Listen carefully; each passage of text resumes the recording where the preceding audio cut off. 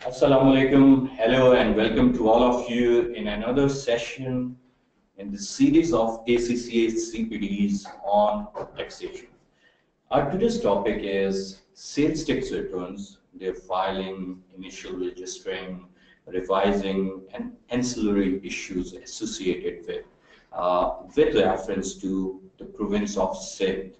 And the relevant body for that is the Sindh Revenue Board. Uh, First things first, for those of you who have attended previous sessions, this one should be quite easy. The reason being, these sales tax systems, their issues, returns filing across all different provinces are quite similar. So we have previously covered the same for Punjab. The relevant body there being PRA, Punjab Revenue Authority. We have also covered the same for KP, the relevant body there being the KP Revenue Authority. Now when we are covering the Sindh Revenue Board, some of you might be those who have attended those previous sessions. So this should come like really light for you guys. For those who are attending this session for the first time, after this session, I would suggest you can go back to the recordings of the previous sessions on ACCA's channel on either Vimeo, if you are comfortable with it, the streaming and all, or on ACCA's channel at YouTube. Why I am saying that is, if you are practicing in the field of taxation, or even if you are working in the field of taxation as an employee in any organization, chances are more likely than not you would have to deal with issues pertaining to the other federating units. Because look, you are normally doing business across Pakistan. It's not that you would only be doing business in Punjab, Sindh, KVK or Balochistan. At least some element of the dealings could be across provinces. Yes, there are a few SME organizations which might have their dealings centered around a particular province, but even otherwise, if you know more about the coverage of these laws, your own professional growth would be assisted, plus you would have better career progression opportunities, and not to mention the ACCA CPD units, right? Great. So another thing that I want to share with you, that these CPDs are actually high value. The good thing is that ACCA is offering these CPDs for its members free of cost. We do know that when we organize similar CPDs for corporate sector or other organizations, the participating fee for every participant is actually quite material, and at times it's even on the verge of extravagant. So this is actually an exceptional value that ACCA is delivering for you guys. So our today's session, sales tax return with reference to Sindh Revenue Board, registration, filing, revising, and ancillary issues. Bismillahirrahmanirrahim. Rabbi shrah li sadri wa yassir li amri wa ahlul uqdatin min lisani yafqahu qawli. O Allah, open my heart and ease my task for me, and remove the impediments from my speech so that they may understand what I say. First things first, those of you who are attending a repeat session or have previously attended any of my sessions know me well. For others, just a quick first time intro. I'm a fellow chartered certified accountant, and I also hold a CFA charter. In addition to that, the anti-money laundering specialization, BSc honors in applied accounting, several other professional certifications, fraud management, risk management, taxation, etc. Over 15 years plus fund of experience, gained working in top management position, both abroad as well as in Pakistan. At the moment, I'm serving as a managing partner at Millennium Law and Corporate Company, which also happens to be the pioneer ACCA practicing firm. In addition to that, I'm also serving on the board of a few corporate entities. Beside that, with reference to training, I'm honored to have conducted mandatory promotional trainings of government officers at MPDD, have worked with the like of National Bank of Pakistan, HBL, several top corporate entities in Pakistan and abroad, Lahore Karachi Tax Bar Association, Lahore Karachi Chambers, Pakistan Tax Bar Association, UAT, Barrier University, etc., etc. And obviously our very own ACCA. If you are into reading, I also write regularly on technical issues in various English language dailies and research journals.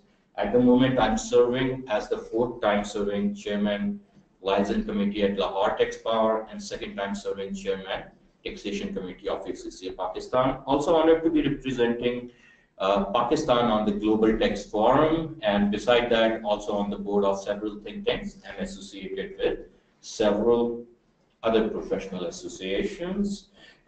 So much about me. These are some of the existing clients and associations. I'll skip through the next couple of slides. Reason being, you'll have the copy of this presentation, and let's just proceed on to the topic. Okay, communication is a two-way process, so I appreciate that you be asking the questions. Keep writing your questions if you have any, and we'll be having question answer break in between. Some of the people are mentioning that they have some sound issue. A couple of members, can you guys tell me if you are able to hear me? Because there is no technical red flag here. So if you can hear me, then this must be with your own systems. If you can quickly just type and respond whether you can hear me. Yes. Perfect. So I guess Ali and Tanvir, that this must be some issue with either your headphone, your voice settings, or your internet connection. Please check that out. Everything seems to be fine from our end. Okay guys, so about today's session, what we'll be covering. We'll begin with a brief discussion on taxation laws and direct versus indirect taxation. Then we will go discussing the history of sales tax in Pakistan, the introduction, scope, and administration. We will also share with you some very handy practical stuff which will come handy while you are working. So we'll share with you SRB contact details, a tax calendar, relevant legislations, and details of the major sectors that SRB is striving to cover and expand upon.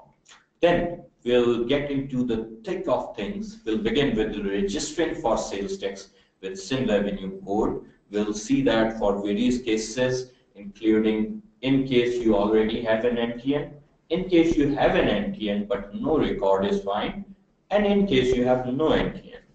We will then discuss e-enrollment, where as per SRB, there are currently two different processes, the e-enrollment activation and new enrollment.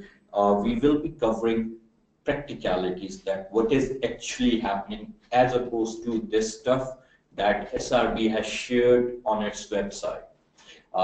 We will then proceed on to the actual discussion on filing of sales tax returns with procedures, examples, screenshots. We will also be discussing about the filing of revised returns. At times there is a need to file a revised return. Maybe you discovered something was missed or a genuine error. So for that, the process of revised return is there, and extremely simple, last but not least, the filing of nil return associated with the ancillary issues. While interactive question answer session is mentioned separately, we will be having regular question answers break in between, and you can answer the questions you have. And one thing, I will also be asking you questions, so we will have an idea that how actively you are participating in today's session. Well, if we have all sacrificed our Saturday mornings or taken time out from work, we might be paying attention to make it worth our while, right? Great. Let's proceed. First things first, a professional acknowledgement that the stuff that you are about to see in this presentation and be shared with you is compiled after using several legislations and reports of Sindh Revenue Board, Federal Board of Revenue, and our own firm, Millennium Law and Corporate Company. Obviously, we have a limited time period due to which we have focused on the core areas. Certainly, the topic of taxation is so huge that you can expand it as much as you want. But today, we would try to focus on all the core areas and ensure that we deliver value that you go richer from this session in terms of your technical knowledge of the subject that we are about to cover. So first things first, taxation laws. What are taxation laws? Shouldn't be a problem for you being professional chartered certified accountants, having studied these concepts in your professional studies and maybe applying them at your work. Basically, taxation laws are a set of laws that governments enact in order to drive revenues. Why? So that the government can function, so that the standard of living of the population, at least in theory, can be increased. As far as Pakistan is concerned, we have one of the most complex taxation systems globally.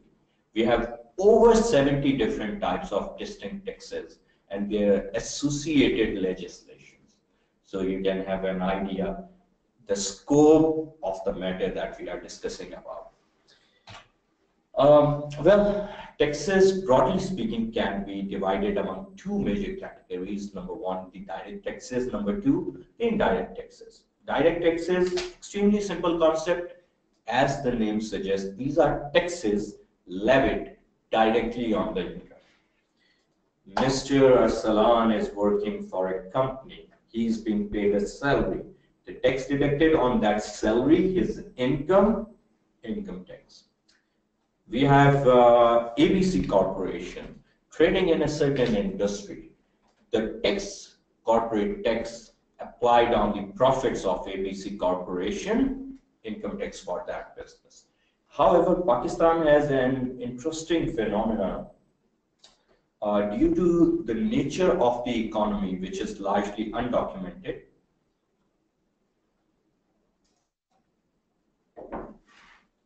Many of our income tax provisions are in effect by nature the provisions of indirect taxes. For example, there are certain taxes such as turnover tax, which is, as you will see from the definition, are an example of indirect taxes in that they are not levied on the income, but rather the value of the transaction that is being conducted. But as I told you, we have a very complex taxation system. They have been inserted within the income tax provisions. If you are more interested in that, because that is not the topic for today, you can go to ACCA's channel on Vimeo or YouTube, even my personal channel by my name. You have the recording of detailed sessions on income tax ordinances that we have covered there. So go to that in your leisure time to build on your professional capacity. Which brings us back to the topic, indirect taxes. These are taxes which are not levied on income directly, but rather on transactions. And our very own sales tax is an example of an indirect tax. Sales tax is basically such an indirect tax which is ad valorem in nature. What do we mean by ad valorem tax? Ad valorem tax is a type of indirect tax whose value basically is dependent on the value of the transaction. So the higher the value of the transaction, the higher the tax that will be accumulated. Sales tax in Pakistan is levied on sale of goods and or services. The same is true globally. In Pakistan, our sales taxes are normally imposed on the gross price. What do we mean by this concept of gross price? This means the seller's net cost price, the price at which he purchased the stuff, plus the sales tax that the seller paid, plus the seller's profit. So the purchase price includes all the usual concept of purchase price, including carriage that is necessary to transport the stuff, to bring it in a working condition, all that stuff I'm sure you are familiar with. So this all is added up at each point of sale. And what is the result? The result is a cost for the end consumer, because along the chains, it is passed on to the next chain. You are conducting the business, you are collecting this tax, adding on your margin, passing it on. The next one, they are adding on their margin, passing it on, and so on and so on and so on. However, because this is imposed on the gross price, there is an element of a partial double taxation because of the nature of the transaction. We'll be discussing these things in more detail, but let's first discuss the history of sales tax in Pakistan, the evolution and the current administration, and how SRB came into being. What is it doing? Why is it there at all? What has changed over time? The history, actually, you'll find it quite fascinating. Again, the guys who have attended my previous session are familiar with this, so just bear for next few minutes while I cover this for the new participants. Well, under SI number 48 of List 2, the provincial legislative list of the 7th schedule to the Government of India 1935, which, when read with Section 100, subsection 3 thereof, the powers to levy and collect taxes on the sale of goods and advertisement. Focus here, sale of goods and advertisement was a provincial subject. This act was applied to Pakistan also in terms of Section 8 of the Indian Independence Act 1947. So when our country came into being, what happened was, initially in Pakistan, just like pre-independent, independent era subcontinent, the sales tax was only applicable on goods and advertisement. That's all. That's all. Full stop. In 1948, however, a year after independence was gained, sales tax was made a federal levy, and the Pakistan General Sales Tax Act 1948 was enacted. This came into effect on 1st of April 1948. The date, I'm sure, wasn't chosen on purpose. It was just a coincidence that this date was chosen. However, later on, this act, just after 3 years, was superseded by the Sales Tax Act 1951. Initially, the sales tax was levied only on sale of goods and sale and consumption of goods, and that too mostly was focused locally. However, through the Taxation of Goods Sales and Purchase Order 1960, the scope of sales tax under this 1951 Act was extended to include, beyond this, initial sale and consumption of goods, to include not only just sale but importation, exportation, production, manufacture, and consumption of goods. So you see how the context was evolving, how more and more areas were being brought within the sphere of sales tax. So in 1990, the Sales Tax Act 1990 replaced the 1951 Act and introduced the current VAT type sales taxation on goods. So sales tax on services, it might be interesting for you to know, was never a subject of the federal legislative list. Being a matter not included in the federal legislative list or the concurrent list in the Constitution, the matters relating to levy and collection of sales tax on services were in provincial domain. What do we mean by that? Well, when the Constitution was agreed upon, there were certain things drawn up, especially with regard to the powers of the Federation and provinces. So the federal legislative list basically covered all those areas on which the legislation was to be done and administered by the Federation of Pakistan. The concurrent list was a very interesting concept, the concurrent legislative list. Basically, this list said that for any matters, the Federation has first right. But if the Federation has not legislated, the province can legislate.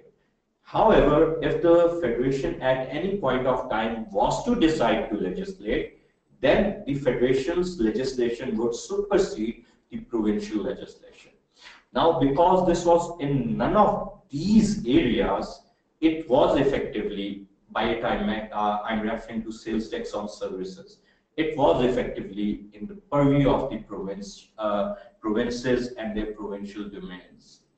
So this position was further clarified and reasserted by the 5th Constitutional Amendment of 76, and later on the 18th Constitutional Amendment, the infamous one in 2010, in relation to item number 49 of Part A of the 4th schedule of the 73 Constitution.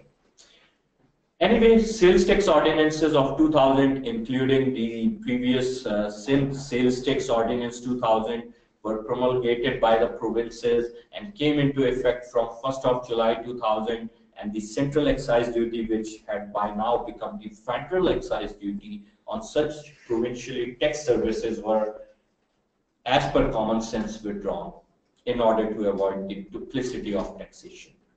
However, the provincial sales tax on services continued to be administered and collected by FPR under even these 2000 ordinances.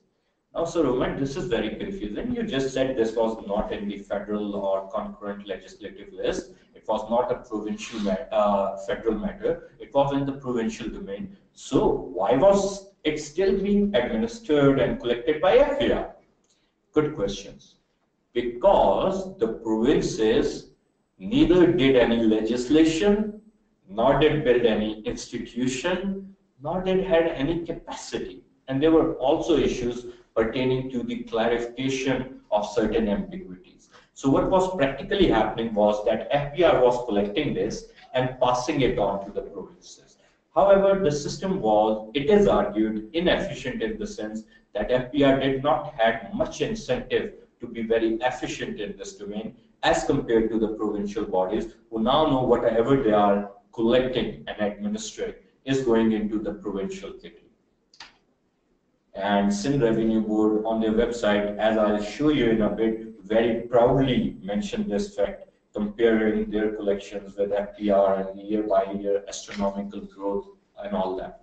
Anyway, later on in terms of Article 8 and 9 subsection 2 of the famous 7th NFC award, again that was in 2010, the Sindh Sales Tax on Services Act 2011 was enacted by the Sindh government, which became effective on 1st of July 2011. And by the way, Sindh was the first province to take lead and legislate and actually create their own provincial revenue authority named Sindh Revenue Board. Sindh was the first one, Punjab followed suit, and KPK was the third one to catch up, and our on Balochistan was the last one.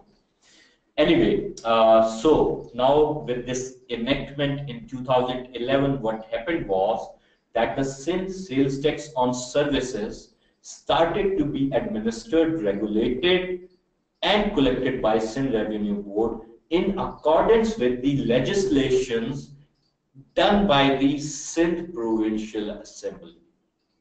Make sense? So what would happen, as we'll also cover in legislation, is that every year when the provincial budget would come, the rates would be updated, certain services would either be included in taxable supplies, exempt supplies, new areas and sectors would be brought in, rates would be twinkled with, and all that.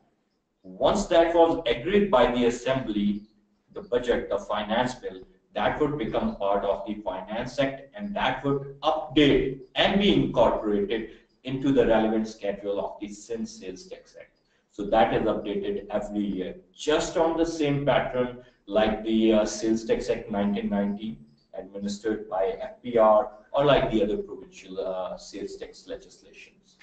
Anyway, as I've told you, Punjab enacted its set of legislations in 2012, which we have covered extensively in the session on a similar topic with regard to PRA, and KPK followed suit the next year. So FPR, on the same day as Sindh Revenue Board's relevant legislation, Sindh Sales Tax on Services Act was enacted, issued a press release on its website declaring that the federal excise duty on the services which are now being taxed by the provinces are hereby withdrawn. Which made sense. Now the provinces were administering them, so there was no sense really to be taxing the same thing again and again with regard to the same legislation, effectively the same kind of taxation. So that was effectively handed over to the provinces. The Federal Board of Revenue withdrew this, the same thing I've told you. You can see here, okay, I'll quickly run it through. The Federal Board of Revenue, through a notification, has withdrawn federal excise duty on such services. This is just the reference table 2 of first schedule to Federal Excise Act 2005 with effect from the same date, that is 1st of July, in order to avoid double taxation. So there you go. So that was the interesting history of sales tax evolution in Pakistan and how SRB was formed, how SS Sales Tax on Services Act, the abbreviation SSTSA, came into being. Just some handy stuff for you there, especially if you are into dealing with the practicalities. You have the Sindh Revenue Board contact details. They have three major offices in Sindh. The head office is based in Karachi. For those based in Karachi who should be quite familiar, it's in Shaheen Complex on MR Kiani Road. You have the address, contact details, the relevant emails, everything there. So if you have any issue, you need to contact them. They should come in handy. They also have a regional office in one of the other largest cities, Hyderabad. Here are the contact details, which I'm sure our members joining in from Hyderabad would be familiar with. And again, you have the contact details here.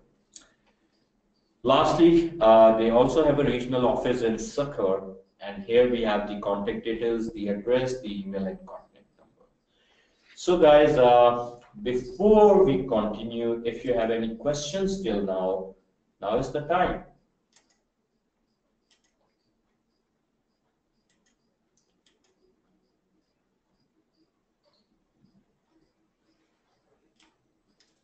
Okay, all these things are today's program coordinator, Mr. Saif Ali, has shared, will be emailed to you. We will even try during the break to get it incorporated in the hands-out section.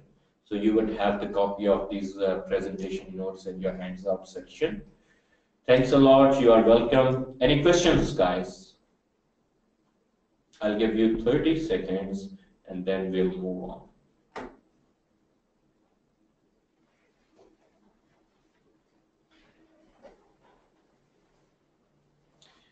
So seems like everything is fine so far, so good. No questions.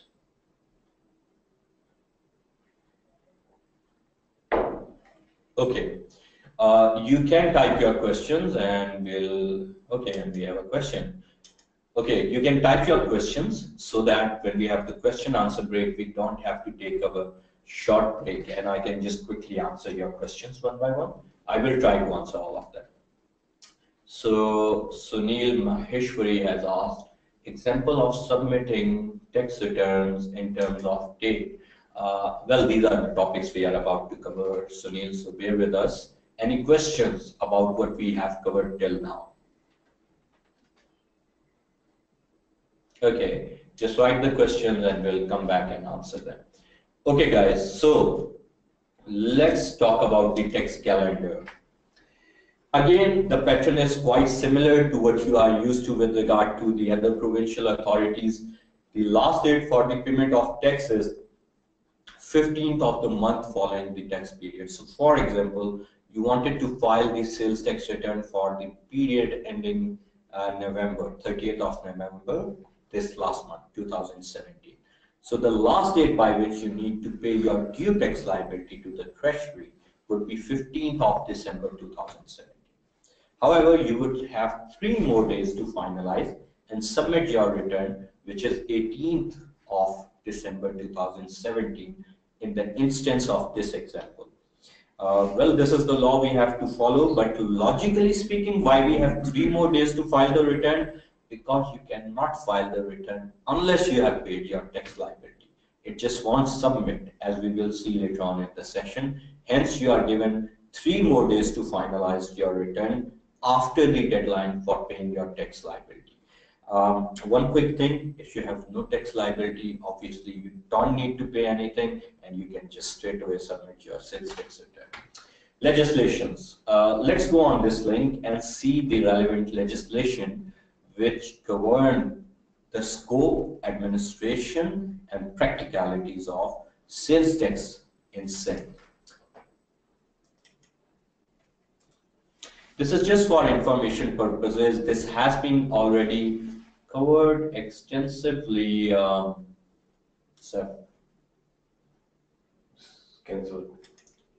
This has already been covered extensively in previous sessions by ACCA, and again the recordings are available online. So here, this is a link on Sindh Revenue Board's website, which we have shared with you. Here you can download all these actual legislations. You can see there is the working tariff on Sindh sales tax on services, the latest updated one, the special procedures, withholding rules. You have the ordinance, tax laws amendment ordinance, the Finance Act. you have the Companies Profit Workers Participation Act, you have the Finance Bill of 2016, you have the Companies Profit Worker Participation Act for prior year 2015, you have the Sindh Sales Tax on Services Ordinance, which was amended, Sindh Sales Tax on Services Amended Act. So you have all the legislations all here at one place. And this is the home page of Sindh Revenue Board, where we'll be coming again and again and again in a bit though. So let's go back. These are the set of legislations which are relevant and you should be aware of. Next up, details of major sectors which are covered by Sindh Sales Tax on Services Act. Again, this is only included for your quick reference. A detailed session on Sindh Sales Tax on Services Act has been conducted and recordings are available on ACCA's channel. However, this is the link on SRB's website, which you can quickly refer to should you wish. They have given quick notes about the major sectors, the applicable rates, etc., etc.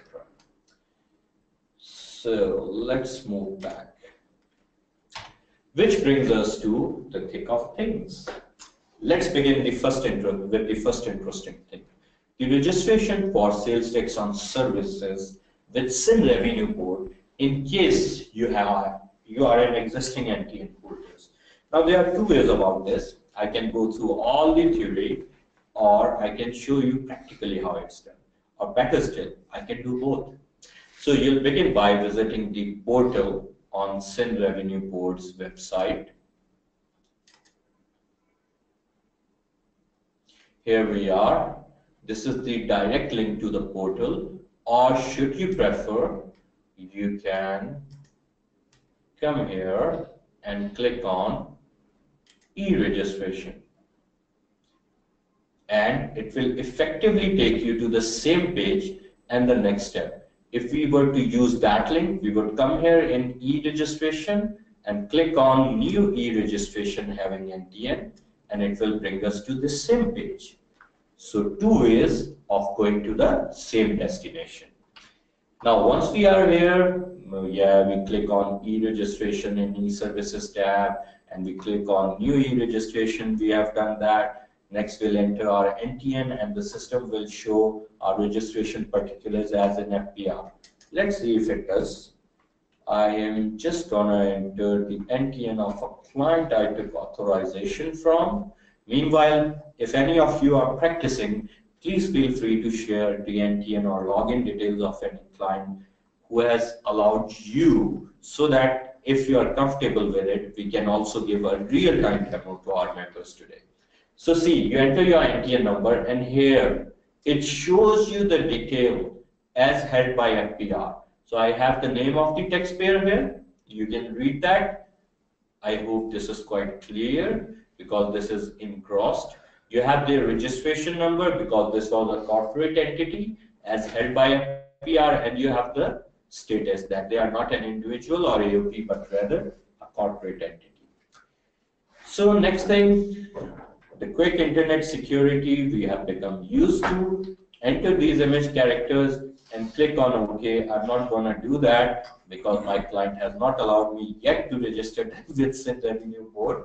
Anyway, once you'll do that, it will bring you to the next screen, which would look something like this in the registry section. What you'll do here is you'll complete the registry section. It would show your existing details. If there is an error, you can amend it. Maybe since you registered with FPR, you have started doing some additional business. Maybe you have changed your offices. You were in a rented property. You moved to another. Could be many scenarios. So just update the details. If everything is in the order that you want, no issue. So this is what would appear in front of you. And mostly everything would be in order. But if you want to amend anything, you would have the option to select the relevant period, to change the start date if you want to change your address if that's been changed, to add any additional area of business, as we'll see in a bit. Next up, At the bottom, it would be showing you agent particulars under section 67. You'll enter the particulars of your representation, whether you are acting in your own capacity as self, maybe you are an individual who is registering, or you are authorized under 67 in your capacity as an employee, authorized agent, the director of the company, etc., etc. If applicable, particularly in case of agent, authorized agent or self, you'll enter the CNIC number and your name, especially if you are an AOP. In case of companies, normally this doesn't come if you are using the company as itself being authorizing it. You'll enter your relevant particulars. The particulars of the person who is acting as the agent would come here.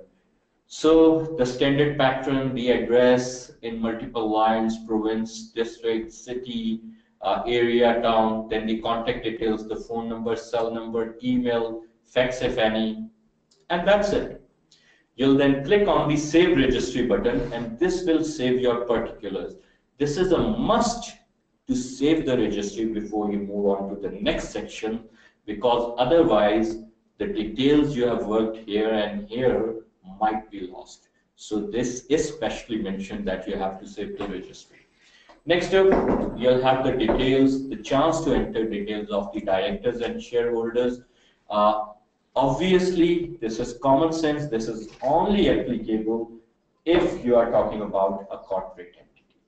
If you are talking about a sole proprietorship or a partnership, what would you do? Come on, quickly, some responses. Let me see how many of you are awake.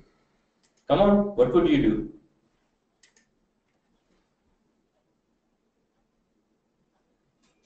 Seth, don't answer that in between the session, otherwise they go easy. They say, okay, we can always watch that later on. Tell them, I'll tell you that in a bit after the end of the session. G, any answers? Okay, very good.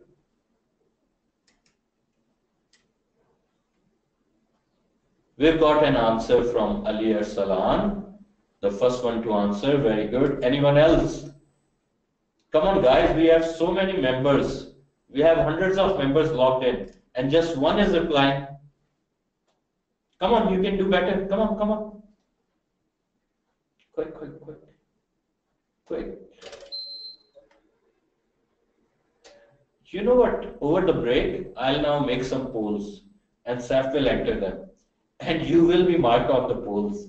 So if you're not going to answer this way, then I'll get the answer that way.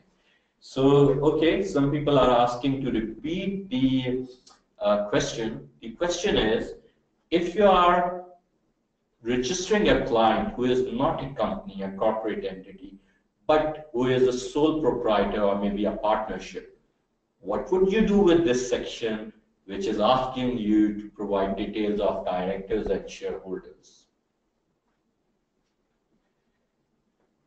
I hope you can't see the question because it's not written. I just spoke it again. Okay, we have multiple answers very quickly. Some answers which were right, started by Ali Arsalan Khan. Well done, Ali. Was, you'll simply leave it out. Move on to the next section. We also got an answer by Rabil, select corporate. Rabil, you'll only select corporate if it's applicable. My question specifically stated that this is not a corporate entity, hence that won't be the case. You wouldn't just select corporate for the sake of it. Osama also rightly answered this tab won't appear in the case of non-corporate, so skip it. Murtaza said partners, so I'm assuming he said move on to the partners section. Sarang also rightly answered nothing, move forward. Rafiq, the partner of sole proprietor, will be entered. Rafiq, not here, in only the sole proprietor section. In the registry section, we have entered those details. Talha said skip it. We will skip. Sadbin. See, now the answers are coming like flowing water. Such a motivation of the poll question. Great. So well done. Right answers, guys.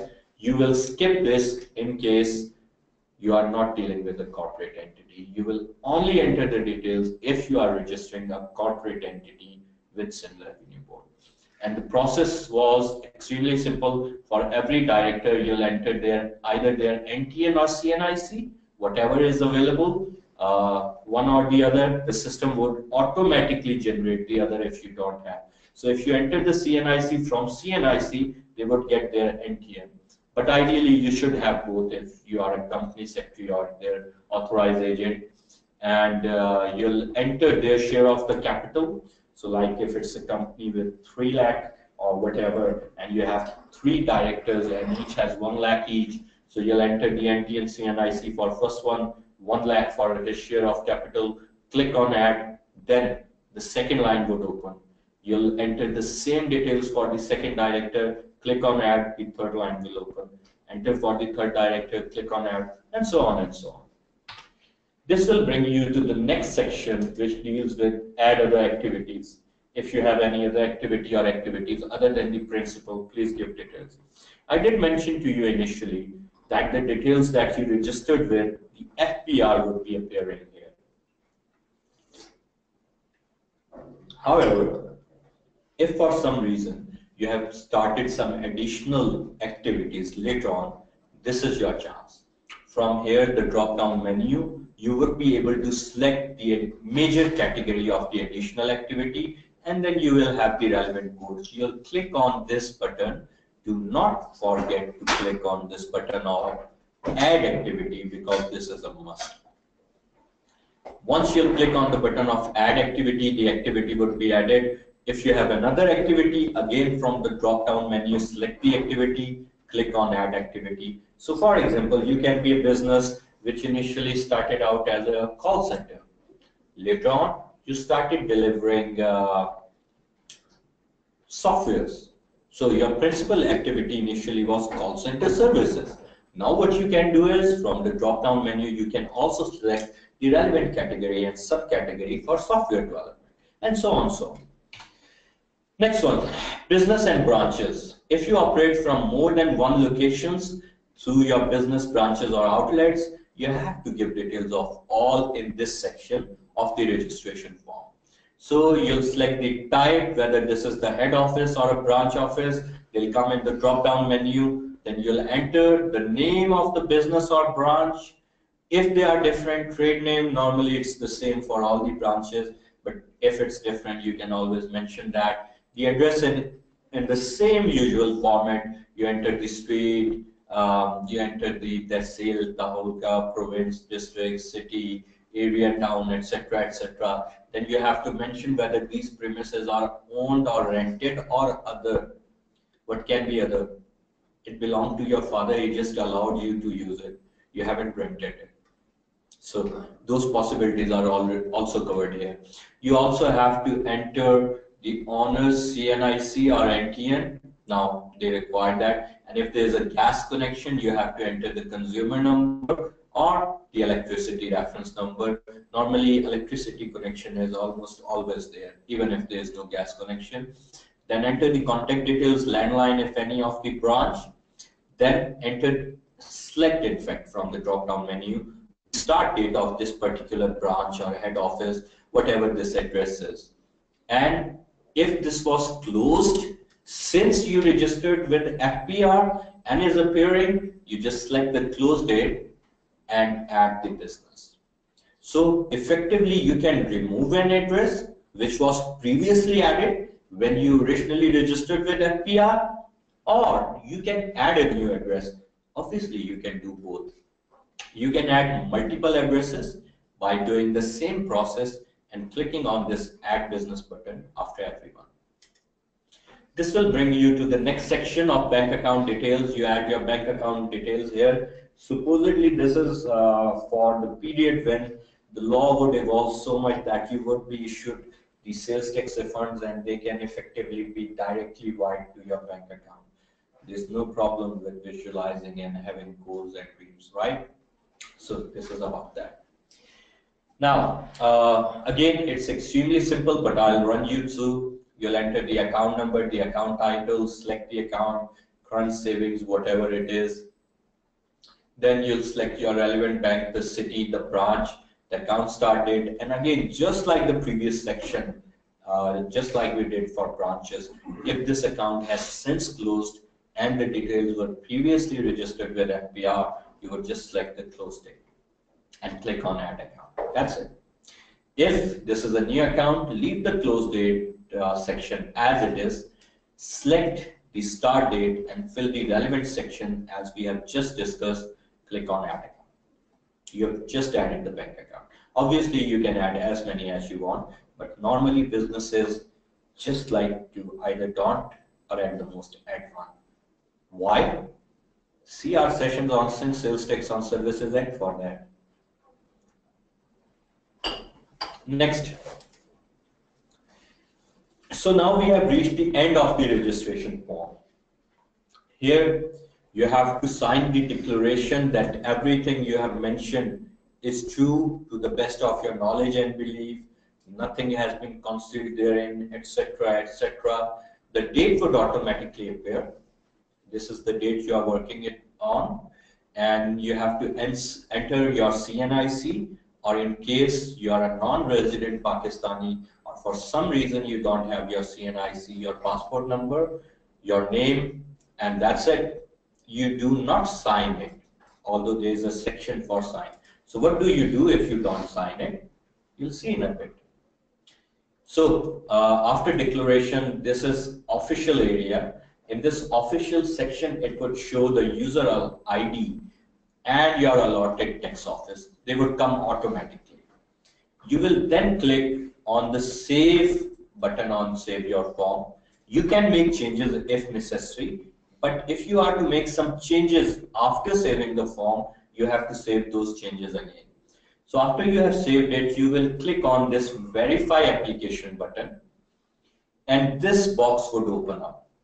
In this box, you will enter your NTN or your CNIC number. Your mean the authorized representative who has been filling out this registration application, and click on Verify. This Verify is effectively your digital signature.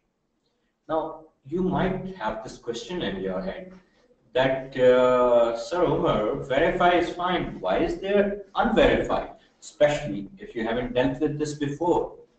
This is because even after verifying, before submitting the application, if something new comes up to your attention and you want to amend the registration application, you can. But to do that, because after verifying, your application would effectively freeze up. You just can't go in a section and make changes and all that happen there. You'll have to click again on this button, Verify/Unverify, and again this tab would open. You will again enter your CNIC or NTN and click on Unverify. And this will allow you to make changes in this registration form, and this can be done before submitting. So you have first chance to make amendments while you save the form. You can make the changes and save again. You again have a chance before submitting. Even if you have verified the application, you can unverify and make any changes you want. But that's the last chance you'll get before submitting. Obviously, after that, you will simply submit your application after verification by clicking on this Submit Application button. So once you have successfully submitted your application, you will be allotted a user ID and password through the email and SMS that you have provided. You would then have to e-enroll, which we will see in a bit, to activate your account and avail all facilities provided by the Sindh Revenue Board. Effectively, what will happen after this process is that SRB will allocate you SNTN, Sindh National Tax Number. What this is, it's basically your NTN preceded by the prefix of S. So in our example, where I was using this, if I was to proceed, my SNTN would become S and this NTN number. That's it. Same pattern. However, an activation and passcode will be sent separately to my SMS on the cell I provided and my registered email separately. And I would need them both for my e-enrollment. Why? We'll see that in a bit. First, let's cover the scenario of registering in case you are NTN holders, but it's saying no record found. Can this happen? Let's see if this can happen.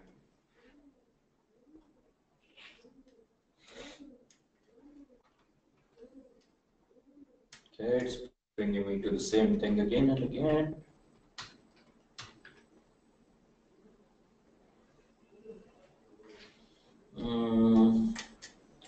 Okay, I guess I have to enter some NTN. SRB's system is really good. I think they have incorporated almost all the data. But if there was to be such a problem where it cannot recognize your NTN number that is already registered with FBR and you do not have the data, then it says that we are pretty good at our work. So make sure that you have entered the correct NTN and check digit. The last single number is your check digit. If you don't have that, it can't process your application. It has to be complete. If, however, for some reason your NTN and check digit is correct and you are still getting the message that no taxpayer found for this NTN, then the process is to send an email to this support email, support@srb.gos.pk, the abbreviation for Government of Sindh and Pakistan. And the pattern would be, the subject of the email would be add NTN in database, and in bracket you can write your NTN number, and within the contact, the actual content of the email, you will at least have to mention 3 things in addition to the problem you are encountering: your NTN number, your business name, and the category, the service category you are trading in. A support officer will forward your application and will reply to you as soon as possible through email, resolving your issue and entering your details in the database manually. This is an example where they have used a fictitious number because they are saying we are just so good, it just can't happen.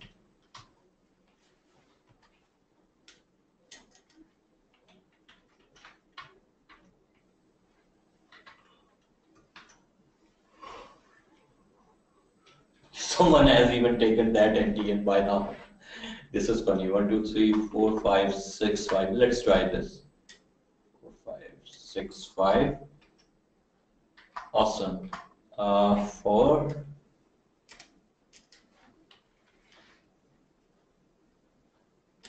Oh, it's changing it. Interesting feature.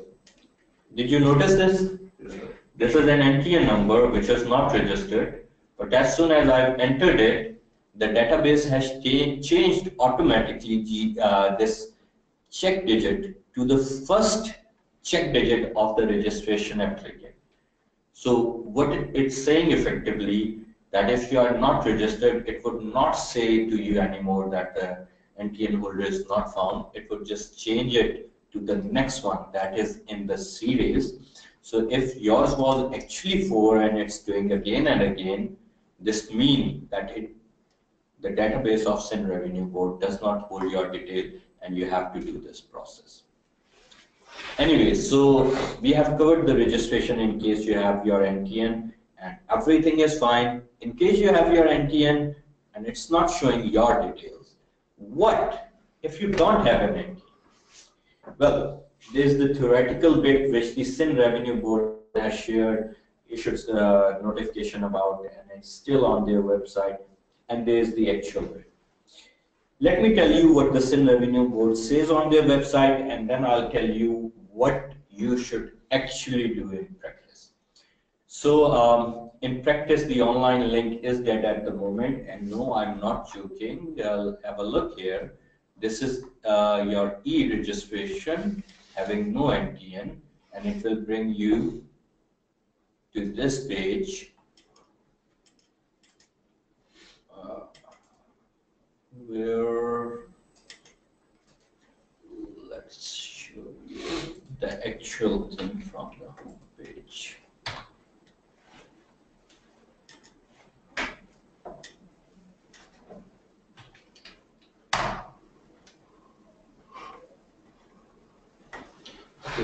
Okay, here we are. So when you click here, you'll be taken here.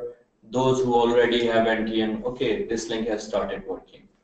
It was down last night. Anyway, so now the good news is the link is working. Just enter your CNIC. Sir, would you like to share your CNIC number for the whole world to see? Yeah, sure. 35200 822 093 9. That's right. Seven. That's it. Should we proceed and just register you? Yeah, sure. Yeah, sure. You'll have to file the returns until you deregister. You'll be legally required to file return every month if I proceed right now. Anyway, we will not do that with Sam, who has been courteous enough to share his details. So you have to enter your details here and click on OK, and that's it. Your application will be sent to Sindh Revenue Board, which will allocate you a provisional registration certificate, which will be valid for 30 days, in which duration you can go to FPR and apply for an NTN. You will enjoy all the facilities during this time period. The facilities being, you can file your return and pay sales tax to Sindh Revenue Board, being such a good taxpayer. And by the way, one word of caution which I told to SAP, and this and more you will get from our session on Sindh Sales Tax on Services Act. Once you have registered, even if you are not trading, even if you have no tax liability, even for goodness sake, if you have no transaction, you would still be legally liable to file a return every month. You have to, unless either you deregister or you start trading, in which case you'll file your return anyway. So, in case the NTN is not issued to you within 30 days, your registration at SRB will be cancelled and you'll be informed through email. Now, practically what happens? Practically this happens that nobody does this. Why? Because this is from a gone era. This was 2011-12 when it was so hard to get NTN, a process of days. There were snags, there were issues. What happens now? Right now, you don't have that problem anymore. All you need to do is you go to FPR's website,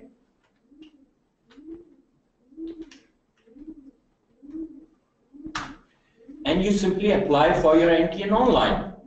And it's for individual and AOP, you get that there, then immediately. For certain verification cases, especially, particularly in the case of corporate entities. In the case of corporate entities, you have to actually go to your relevant RTO. But even that process does not take long. It's even for companies a single day process. So basically what you do, you are now applying for NTN and getting your NTN the same day. So why would you need to go through this process? Practically what happens, and do remember, as I've just shared, even after this process, you have to go back and apply for NTN. So practically this is not happening anymore. What is happening in this instance in practice is, if you don't have an NTN, you simply go apply for an NTN. It's either, in case you are a sole trader, given to you then and there online. In case you are a corporate entity, again, you just have to go to RTO, give your biometrics for verification, done. The process shouldn't take more than an hour. At the most, one single day, if everything is functioning fine, and the disclaimer is if IRIS is up and running, IRIS is FPR system. So we have covered now all these three eventualities. How do you register with Sindh Revenue Board in case you have an NTN, in case you have an NTN but the details are not appearing, and in case you have no NTN? However, remember one thing, registration only got you in the database of Sindh Revenue Board. You still need to do the process which we refer to as e-enroll or e-enrollment to be able to use the online portal of Sindh Revenue Board. How that's done? Let's have a look. So this is what the website looks like, and you can have a look here.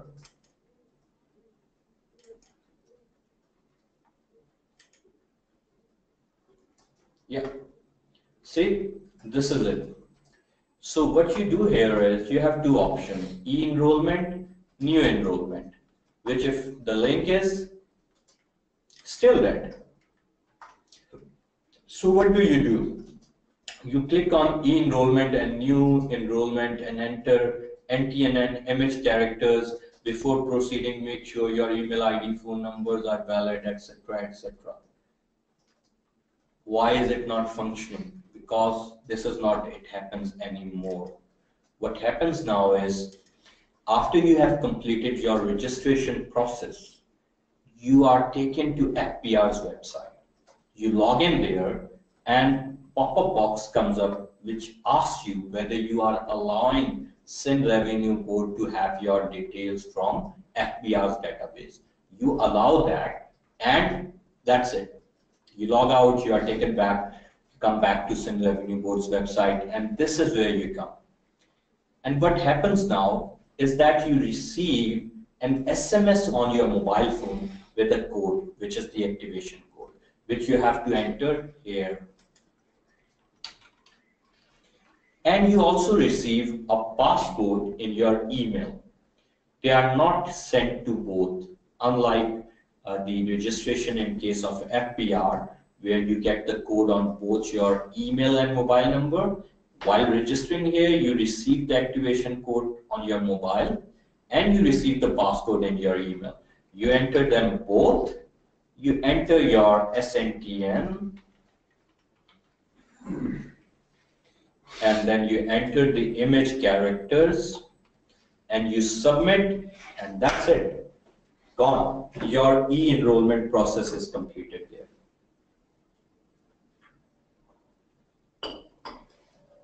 Initially, the idea was to have a shared database.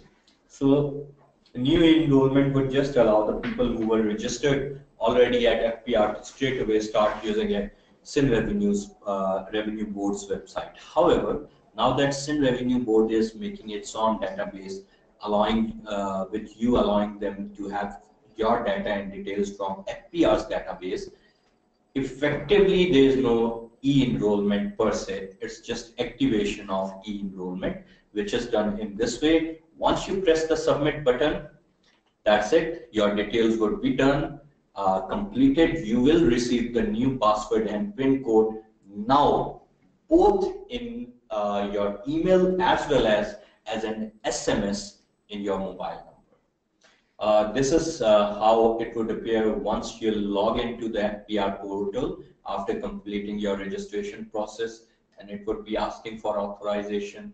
Here you'll click on the confirm button and that's it. Your database, just like that, would be transferred to Sindh Revenue Board, and you'll then log into this, go to Sindh Revenue Board's website. Here you'll click on e-enrollment activation, enter these details as we have discussed, click on submit, and your process of registration and e-enrollment will be complete. Now, not only you have registered yourself with Sindh Revenue Board, but you are also ready to use their portal. So you'll have the new password and PIN code in both your email and your SMS. So we have already covered this activation thing, which is effectively the order of the things. We will now be discussing in this section the e-filing of sales tax return, the filing of a nil return, or as we refer to it, the null sales tax return, and the revising of the sales tax return. So before we do that, if you have any questions, now is the time. Oh, we do have some questions. Please write other questions if you have, and try to focus them on the topic. You can ask the relevant questions. If there is any question which is not relevant and we do have some spare time at the end of the session, I will try to answer them before the end of this session. Okay, the question we have: can we give details of associate or parent here? Amit Kumar. Where Amit? I think you might mean that can we give the details in the section of the directors? No, you will just leave that blank.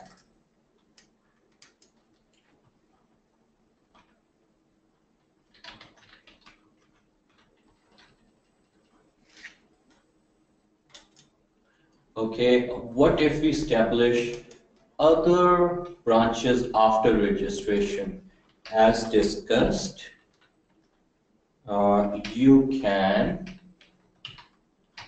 apply for updating your details to SRB and get them included.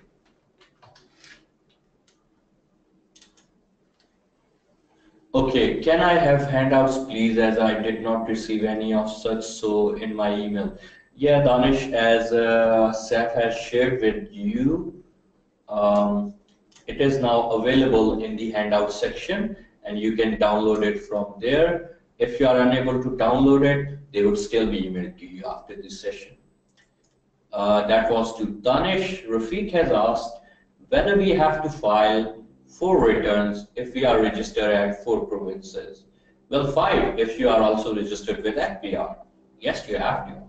It might be that most of them are going nil because you might only be dealing with different provinces only occasionally or periodically. But yeah, if you are registered, you do have to file returns separately with each of the revenue authority or body you are registered with. So we have the FPR administering the federal taxes, federal sales tax on good. We have FPR also administering sales tax on services in Islamabad Capital Territory. We have Sindh Revenue Board administering sales tax on services in the province of Sindh. We have PRA Punjab Revenue Authority administering the sales tax on services in the province of Punjab. We have KPRA, the Khyber Pakhtunkhwa Revenue Authority, administering the sales tax on services in KPK. We have the Balochistan's Revenue Authority as well, administering the sales tax on services there. So yes, you have to. How to deregister Satwin Apra? Interestingly, it hasn't been covered here, but if you go to our session on Sales Tax on Services Act, you will find the answer there. I'll give you a hint though, since you have come to today's session. You have to write to SRB. Amit Kumar, sir, I'm asking where we have to give details of branches. Amit Kumar, Amit's question was, can we give details of associate or parent here? Oh yes, Amit, in the drop-down menu that we showed you, you actually do select whether this is the parent, mean the head office, or it's a branch office. I'll quickly show you again. Let me show you.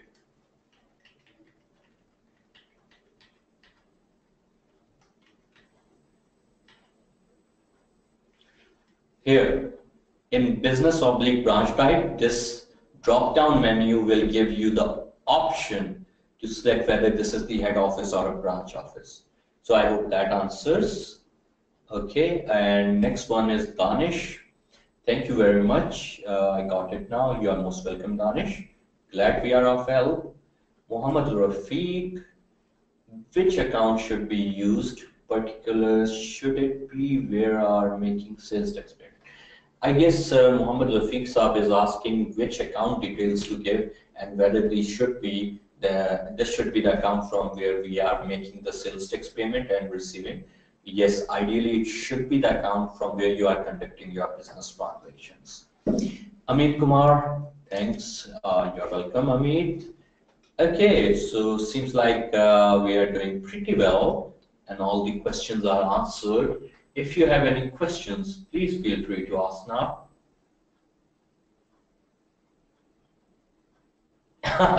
Break. Yeah, we'll have break in a few minutes. Just let's quickly answer some questions before we do. Sayyida Rabil Naqvi, would this seminar be available on ACCA Vimeo channel? Rabil, I can answer you right now, but what would be the fun in that, right? So this question I will answer, but at the end of the session. Next, any other question?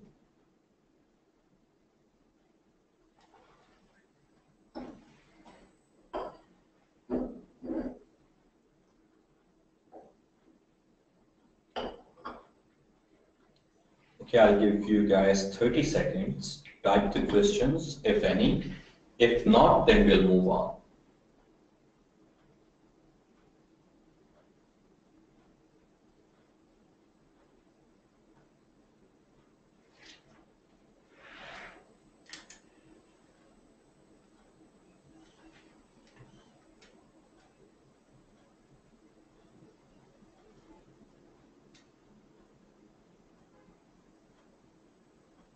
seems like there are no questions, so the time is about to end.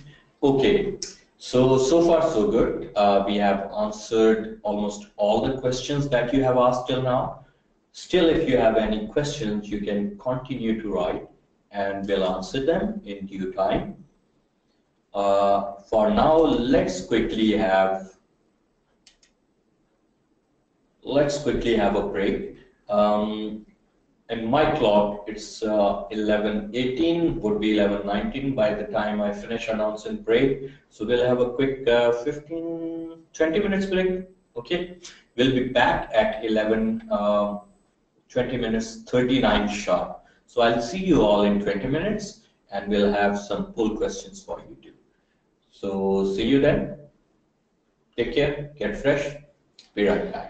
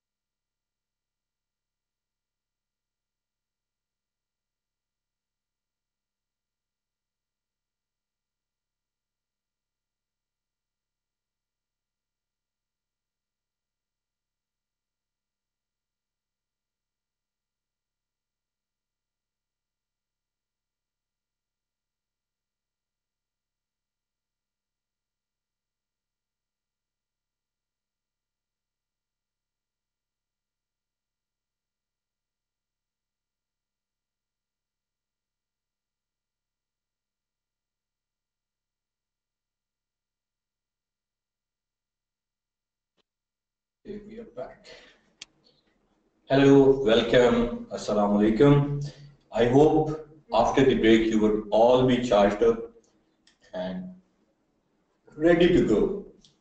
First things first, जो questions हमें आए हैं उनको answer कर लें.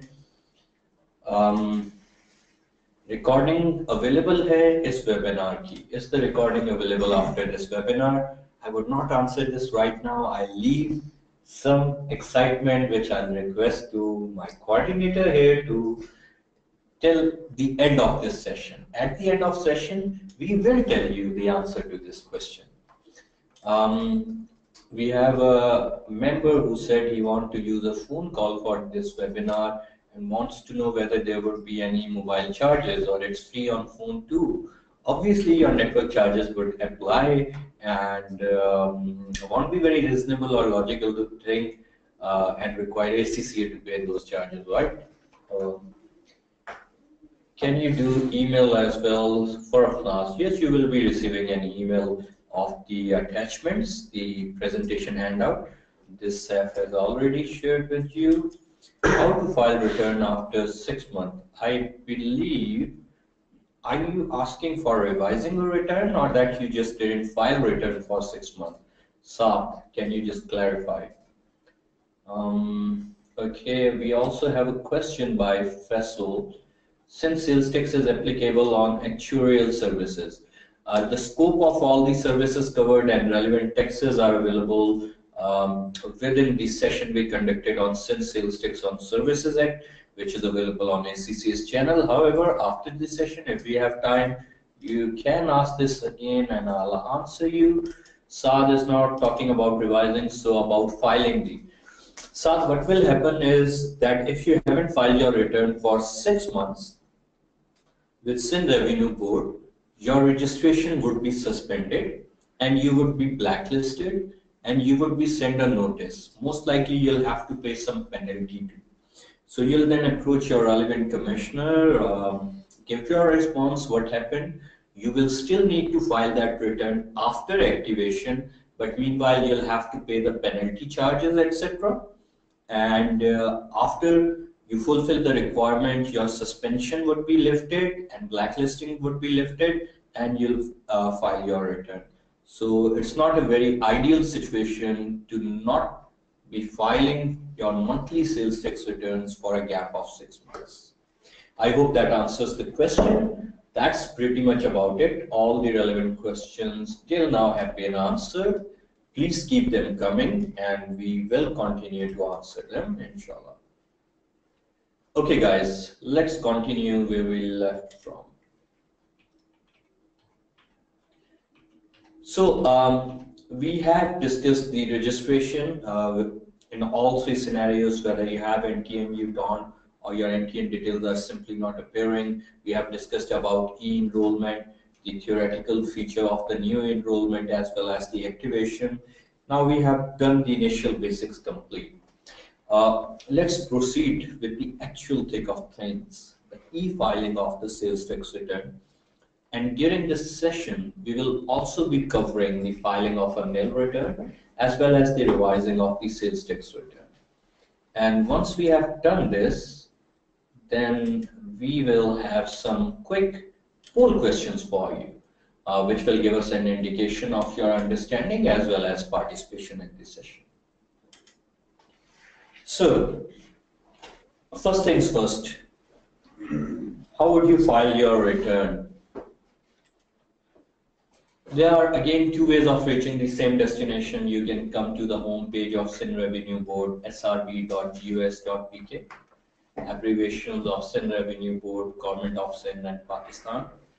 Click on your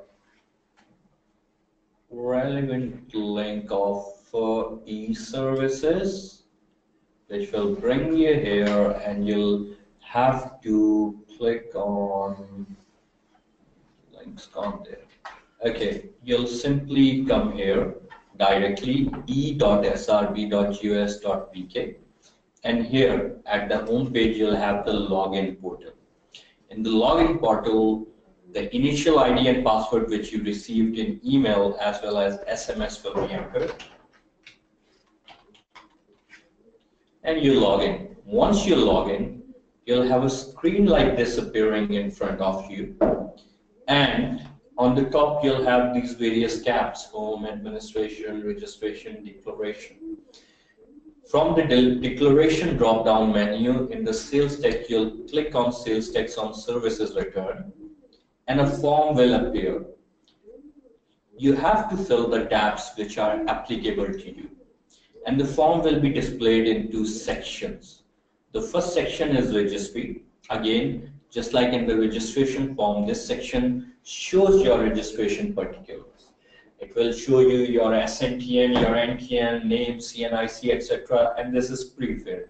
You don't have to do anything here. But on the left-hand side, you'll have an area like this, the control area. From here in the monthly drop-down menu, you'll select the applicable period that is applicable to you. Then you'll click on the sales tax return if you have any tax payable. We also mentioned we'll be discussing the process for filing a nil sales tax return. It may be that you have no sales tax payable, in which case you'll simply click on file nil sales tax return, and it will bring you to the end process where you'll then verify, enter your CNIC, etc. and submit. That's it. Nothing complicated in filing a nil sales tax return. However, it may be that your sales tax return is not nil. You actually have business transaction and you have to account for that. In that case, you'll click on filing your sales tax return, and your relevant sales tax form will appear where you have to fill the relevant section. Again, the pattern is very similar to what we have seen in other provincial sales tax sessions, return sessions. The first section is sales tax credit. This section accumulates the input tax that you have paid. The details of the items would be given. The domestic purchases, including excluding in fact your fixed assets. Then you have imports. Then you have capital fixed assets, etc., etc. One word of caution here: all these areas appearing in yellow are frozen. You can't put any number in them. What you can do is you'll click on annexure, like annexure A here, and the annexure A for domestic purchases would open up. There you have the option to enter the detail of your transaction, the NTN number of the party you are dealing with, SNTN if applicable, or PNTN, their name, that would come up, the transaction amount, the applicable rate, what service the transaction was for, and or if it's a good, you just mentioned that, the rate that was applicable, the amount of tax that was withheld, etc. So you enter all these details for all the domestic purchases. Now, we have this, and I'll cover this in detail, but like I requested in the beginning of the session, if any of our members, particularly from Sindh, have any clients which they would like to share their details for the purpose of showing real time to our members how this actually works, it would be great. Otherwise, we can continue with these extracts, because our clients from Sindh unfortunately didn't give us permission to share them. And again, being bound by ACCA's code of ethics, you should only share the details if it's your personal and you have no objection, or if it's your clients and they are perfectly fine with it.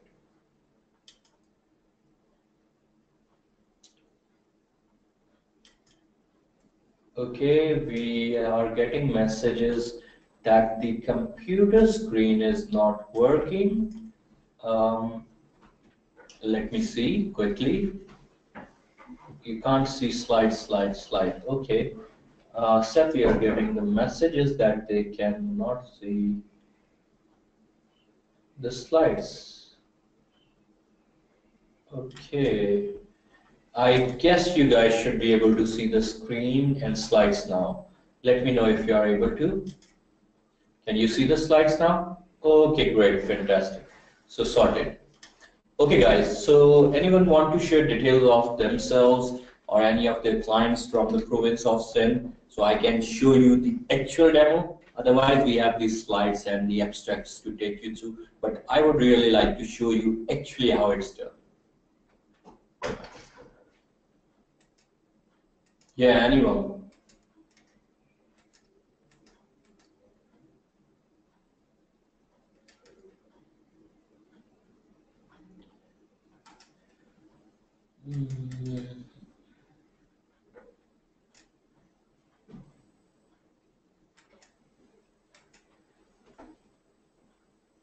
Anyone? Come on, guys. There are so many members logged in. Yes, I will do that. That's the natural course of action. Let me just wait for a minute if anyone wants to share the details. Yeah, I'll repeat that.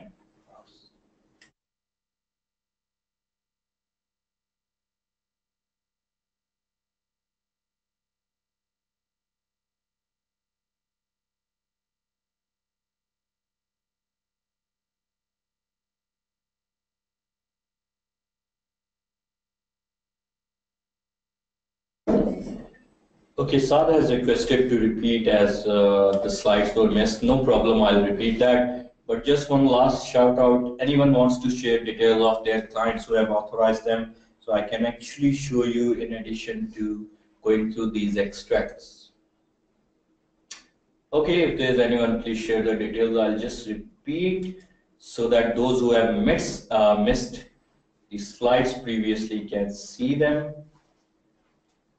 Why is this altering? The audience view. Yeah. It was coming down to 70. 70%. Yeah, it came down then went up. Now it's fine. Yeah. Must be a red tag. Okay. Okay, guys. Let's repeat. Okay. So these are the slides you missed. The e-filing of a sales tax return or nil or null sales tax return and revising of the sales tax return. First up, you'll go to the login page. Let me show you. This is the portal which you have previously seen. You'll come here. You have the login page, ID, password. The direct link is e.srb.us.pk. I'll show it again to you.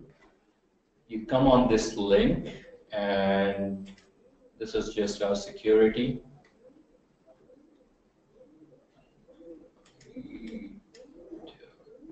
HTTPS, then e.srb.us.pk, and there you are. So you have to write an S after the HTTP because this is a secure server, an IT thing, don't worry about it. Then you enter the user ID and password and you click on the login button. Your user ID is your SNTN and the password is the one that's emailed and SMS to you. You click on login and you'll be inside the portal. So once you are inside the portal, you can continue the process. You'll have something like this appearing in front of you, the tabs. You'll go to the declaration for sales tax and click on sales tax on services return option. A form will appear. You have to fill this form, which is your relevant income sales tax return form, as applicable to you. Some sections will be, some sections might not be. You might not be doing exports, you might not be doing imports. What we mean by that when we refer to these, we'll see that in a bit. This form will be displayed in sections. The first section is registry, which shows your registration particulars.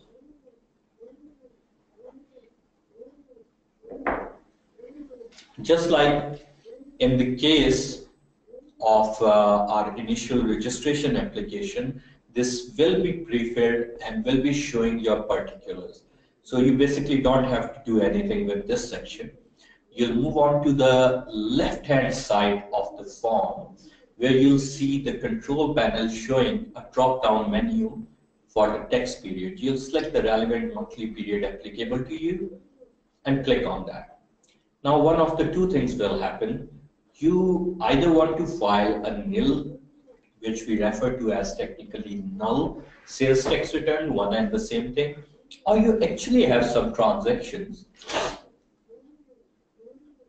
Sorry about that. Or you have actually some transactions for which you want to file a complete sales tax return. So how we'll file the nil return? Let me repeat that after the proper return now. You'll click on this filing for the sales tax on services return. The relevant form will appear up. The first section of the form is sales tax credit section. Now, if you have previously attended the other session on provincial returns, the pro forma and pattern is quite similar. It is logically divided into effectively different sections, leading logically through to the conclusion, which is the net sales tax payable or refundable. The first section is sales tax credit, the credit that is being accrued to you. So first things first, what is that? The domestic purchases excluding your fixed assets. Now you might see annexure A being written here. You'll click on this annexure and a pop-up box will open up. It will take you effectively, depending on the browser you are using, it might just be the next page appearing instead of pop-up box. Normally that's the case. You will enter all the details of all domestic purchases that you have made. They may be exempt supplies, they may be zero rated, or they may be standard rated. So what you'll have here is you'll have to enter the relevant tax number of the party you are dealing with. Remember, if you are dealing with a party which is blacklisted, suspended, or non-registered, you have the complete liability. If you are still to deal with them, firstly, you should not deal with them. It's not very right. If for some reason, some problem and maybe you got a stay order or something, you are still dealing with them, in that case, you have to withhold the 100% of the sales tax because you would be ultimately responsible for that. But that is in those extreme cases. For a normal transaction, you will just enter the relevant tax number, the NTN, SNTN, the party name, then you enter the nature of the transaction, which service did you buy or which goods did you purchase domestically, what was the rate applicable, what was the transaction amount, and therefore the sales tax amount, and what was the amount of sales tax that was withheld from you by the supplier. So that can be accrued back in the adjustment calculations. So you'll enter all these details for all the parties and all the purchases. Once you have done that, you'll save the details and you come back to the return. You then move on to the second serial number 2, which deals with imports excluding fixed assets again. So the first one was domestic purchases, the second one is imports. Why they are appearing separately? There is a difference in treatment too. However, more importantly, not every business will have imports. Most of the SME sector is only dealing domestically. So if you don't have any imports, logical and common sense, just move ahead, leave this section blank. On the other hand, if you have imports, you'll click on annexure B, you'll fill out all the details of the imports. You'll have to enter details of your GD, the goods declaration that you have submitted with the customs. You'll list the items that were imported, the rates that were applicable, taxes already paid, etc., etc. You'll do that for all the import transactions that are being done within this particular period. You'll click on Save Done. You'll come back to the return. You might have noticed here that some of the fields are appearing yellow and some of the fields are white, and we'll see that more and more as we proceed. The yellow fields are automatically calculated. You cannot enter any number here. But you just said you have to enter the transactions for domestic purchases and imports. They are appearing yellow. Yes, That's why you have the annexures. You go in the annexures, you fill out all the details there, and this main screen fields automatically calculates the numbers, the totals from the annexures, and they appear here. You cannot amend them from here. If you want to amend them, you have to go back to annexure and modify the details there. Then you have your capital and fixed assets, if any. Then you have any other creditable inputs that are not covered within this. If that is the case, you just enter the number here. Rest of the fields will be automatically calculated, and it will bring you here. See, this is the annexure A that I told you about here. That you click on this, and in the annexure A, you have to enter all the details. Let me see if I can increase the size of this one for you.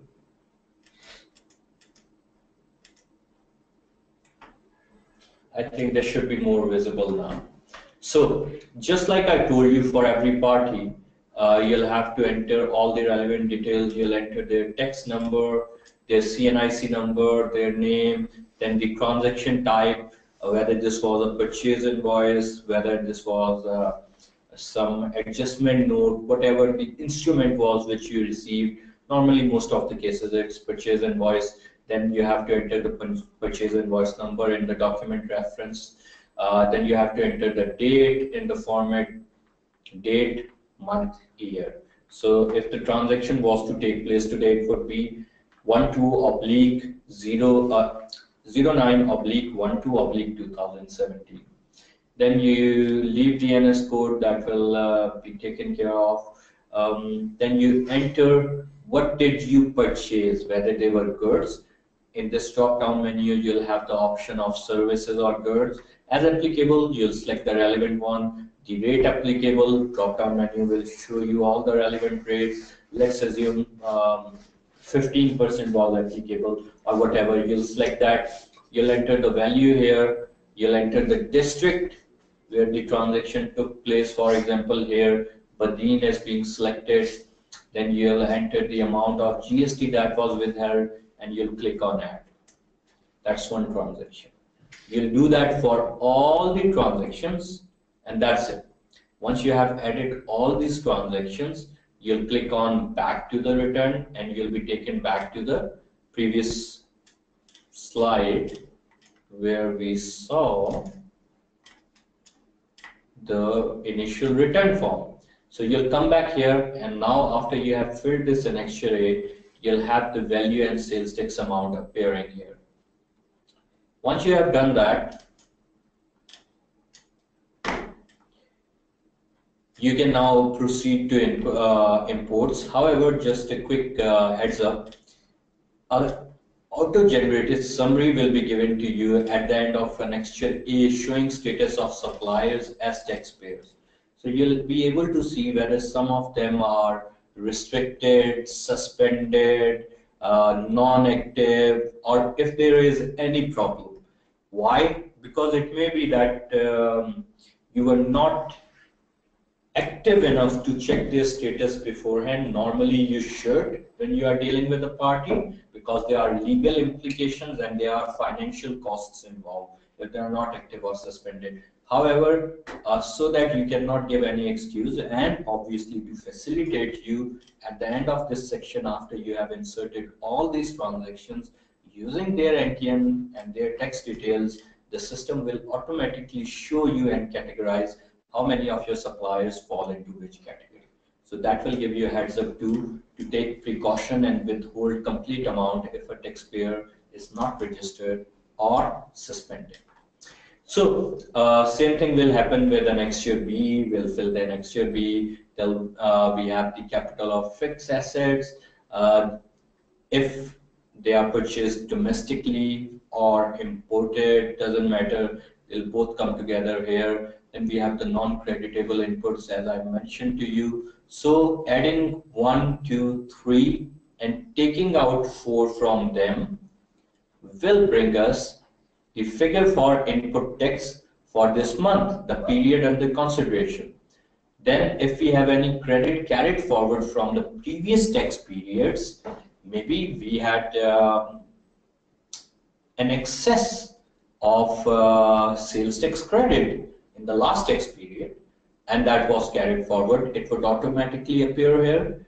And if if there is any tax withheld by the buyer as a withholding agent, it would appear here. Why? Because we have provided their details in Annexure A, right? So they'll come in serial number 7. Then the accumulated credit, which is the sum of the input tax for the month and any tax credit from previous periods added onto it, and any tax withheld by the buyer as a withholding agent adding onto it, will result in the cumulative credit figure. So let's continue. Okay, this is the import section, excluding fixed assets, but including value addition taxes on commercial imports. If we have imports as inputs, we have to click on Annexure B. This is the main return. We saw Annexure B for imports. We click on Annexure B. We'll come here. I'll enlarge this too so you are better able to see this. Okay, I think this is mistakenly been pasted Annexure A again, but in Annexure B it's quite similar. What they do is you have to enter your GD detail. For those of you who are familiar, no issue. For those who are not, it's your good declaration. Whenever you import stuff into the country, you have to officially give a good declaration to the customs, which is then checked again, and you are supposed to give correct declaration, their valuation, etc., etc. So you enter all those details in Annexure B and the relevant applicable taxes that have already been deducted. Same process, you click on the add button for all of them, you do that, and then you come back to the main screen. And then you have the capital fixed assets, domestic purchases and imports, where you enter the purchases of capital and fixed assets.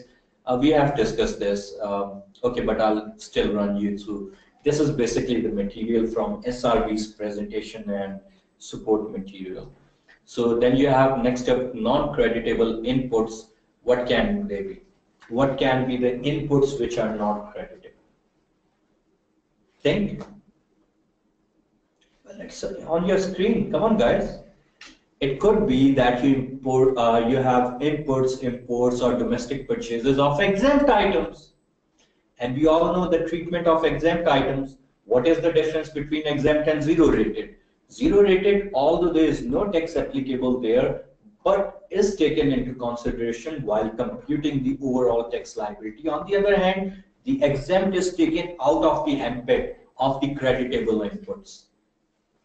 So non-tax supplies, rendering of, and even rendering of services and services provided in other jurisdiction, and text there should be filed in the return for that jurisdiction.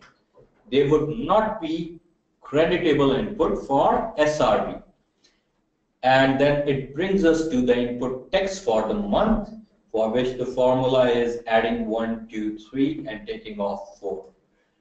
Just like we discussed in the original return, I'll show you again. Here it is. I'll enlarge it so you can see it clearly.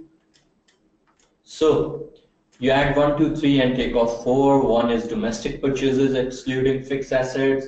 2 is imports excluding fixed assets, but includes any value addition taxes on imports. 3 is capital or fixed assets, and then you take off non-creditable inputs from there. So far so good. Before we carry on, if you have any questions or confusions till now, please ask now. Now is the time. You can ask now, guys.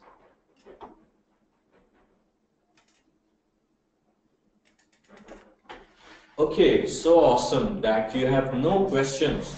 This means I'm really conducting it really good. Great, wonderful. You can still write your questions, but now that I'm doing so well, what I'm going to do is ask you to answer a poll question on your screens. So the poll question will be related to something that we have already covered.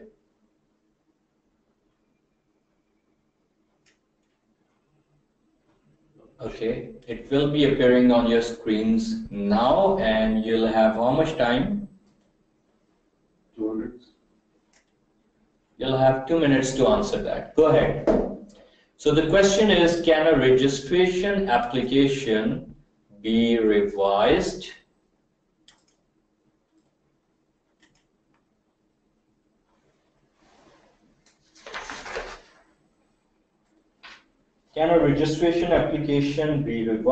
after submission? Your answer is a straightforward yes or no. So if you have to amend this word in both.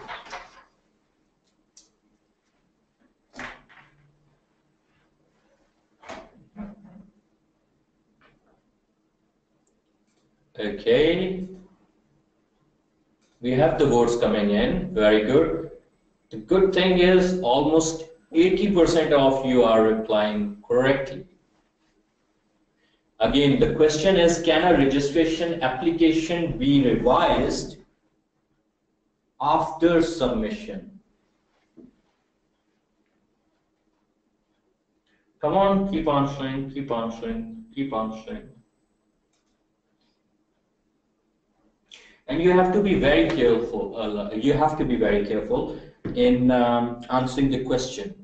Just focus on the words. Can a registration application be revised after submission?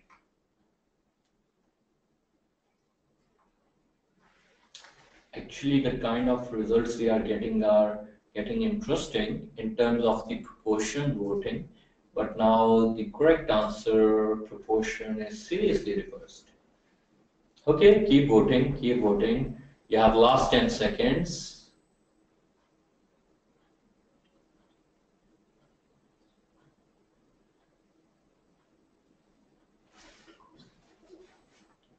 Okay, guys, that's it. Thank you very much.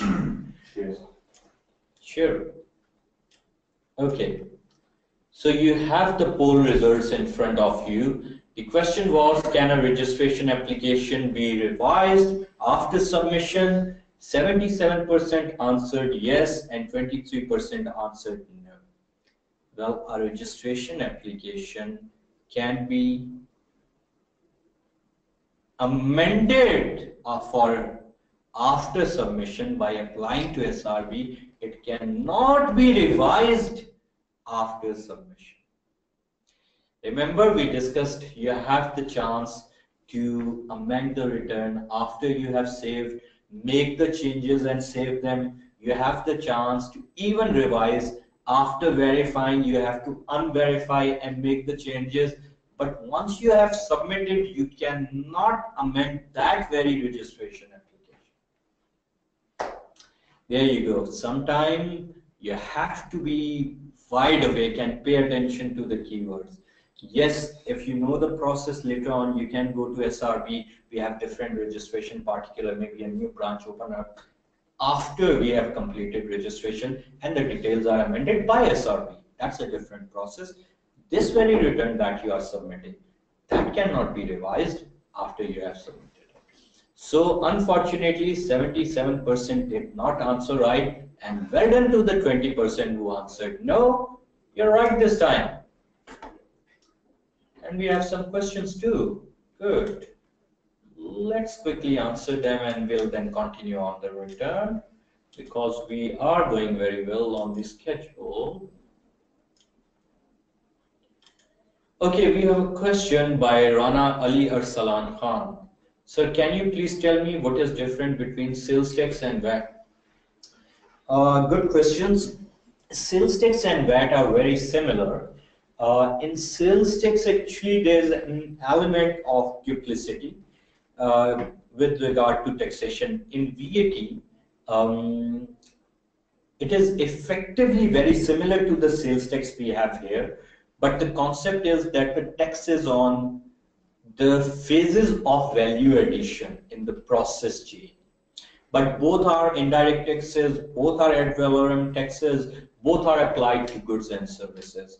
And our sales tax is basically based on the VAT model. So it's very similar. Moiz Ahmed, do we file sales tax on outputs here? Moiz, what do you mean by do we file sales tax on outputs here? I guess Moiz might be referring to the sales tax return. Yes, Moiz, we will, as we'll see in a bit. Right now, we were just going through the first section where we have dealt with the inputs, the sales tax credit. Then we'll deal with the outputs, the debit side. And then we'll go through the rest of the adjustment, which will culminate in the finalizing of the sales tax return. Okay, we have Danish Ali Malik asking, Assalamu alaikum, could you kindly tell, is local transportation exempt in SRB tax services? Danish, go to our session on Sindh Sales Tax on Services Act. Muhammad Rafiq, if supplies taxed in other countries can be obtained tax credit in Pakistan, if any. Rafiq, our provincial authorities are starting to build mechanisms for double taxation treaty. If there is any country which has a double taxation treaty with the state at federation level, that will apply to the provincial level. But having said that, at the moment, there has been no major case of claiming any material tax exemption or tax credit, as per your question, with regard to, excuse me, the services provided in another country. Yeah, kindly bring some tea. Next, Danish Ali. In fact, Muhammad Rafiq has another question. Exempt supplies which are purchased from other countries and taxed but in exempt list. What do you mean? I suppose you are asking that if there are exempt supplies which are purchased from other country and taxed there but are in our exempt list, do we get tax credit for that? No, we do not. They don't even allow you to claim tax credit for the services you have supplied in another province, and you are wishing to take tax credit on exempt items that you have purchased from abroad. No, it doesn't matter that. It doesn't happen that way. It might happen in future, but not right now.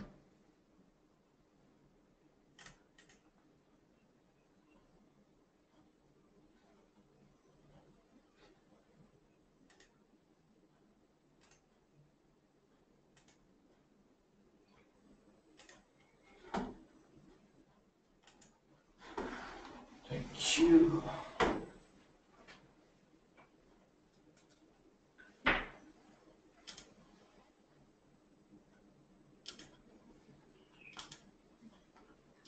Okay, next up, Rana Ali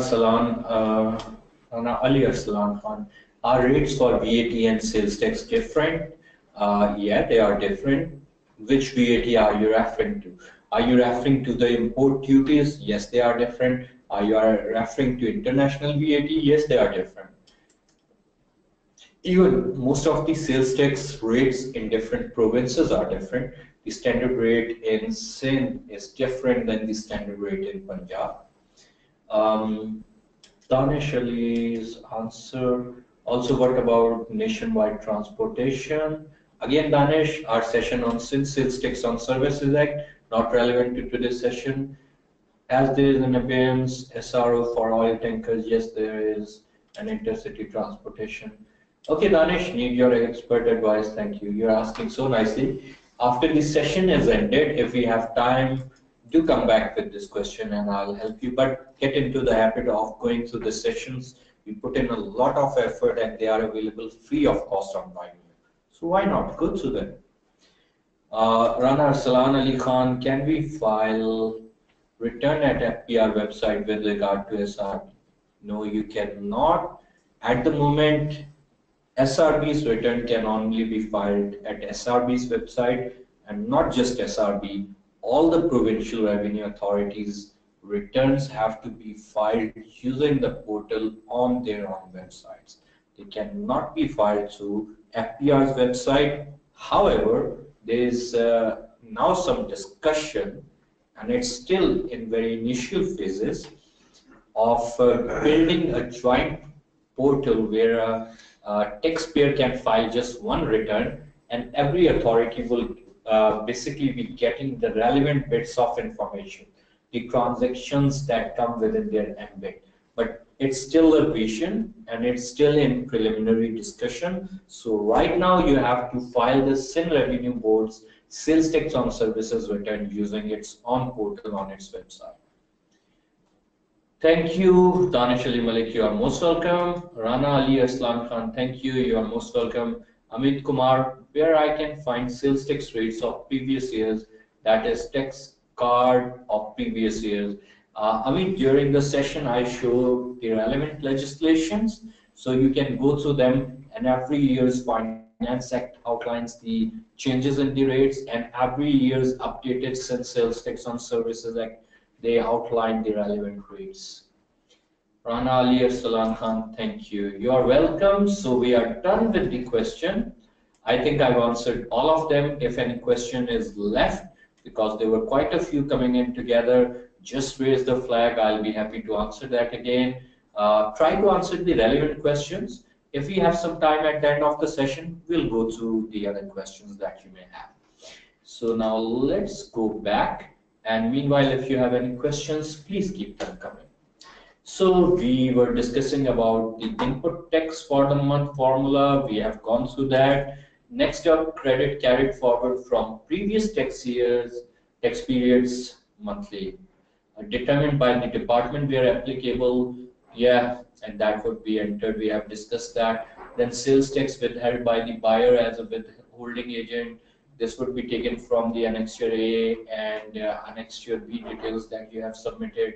Accumulated credit in serial number 8, the formalized 5, 6, and 7 are added. This I've already shown you, but okay, I'll quickly re-show you. This is what we did here.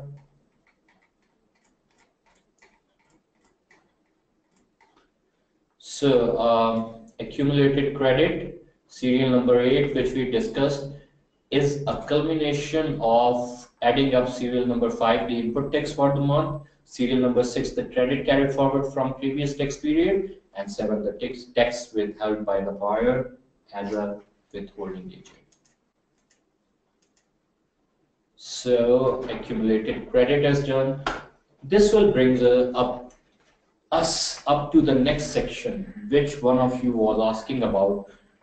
The sales tax debits, the other side. This was the credit, the purchase side. Now the debits on the sales side. So this section will calculate the total output tax for the period. Details of each item is given below. Let me enlarge this for you too.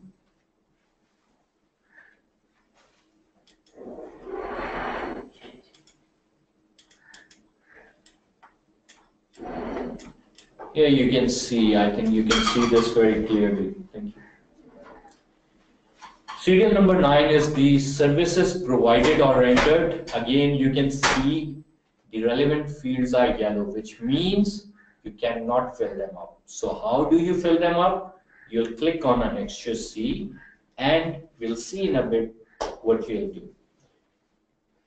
Okay, you can see the pattern is very similar. Here, after initial outlining of services provided rendered, then you have the Annexure D for services exported. It's very similar to the first section that we saw in terms of the inputs.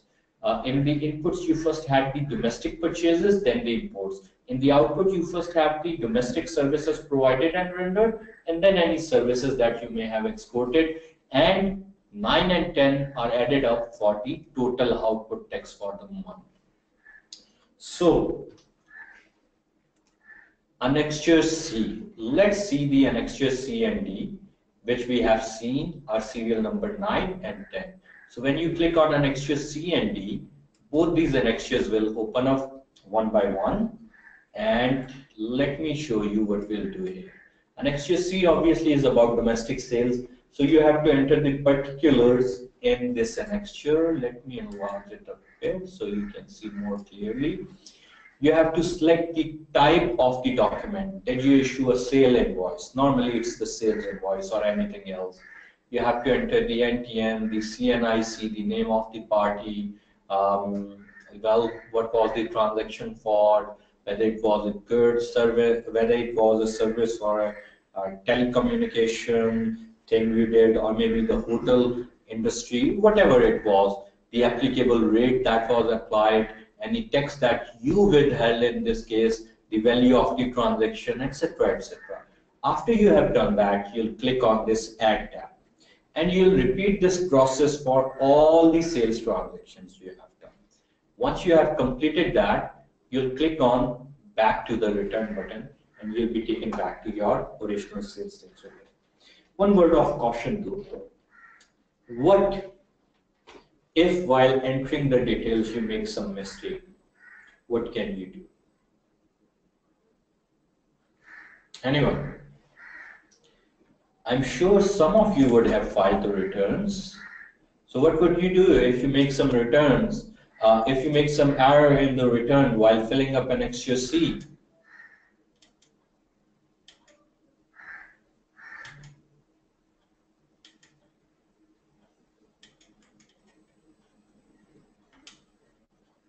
Come on, guys. Amend it, Sidra. Very good, obviously. But how would you amend it, Sidra?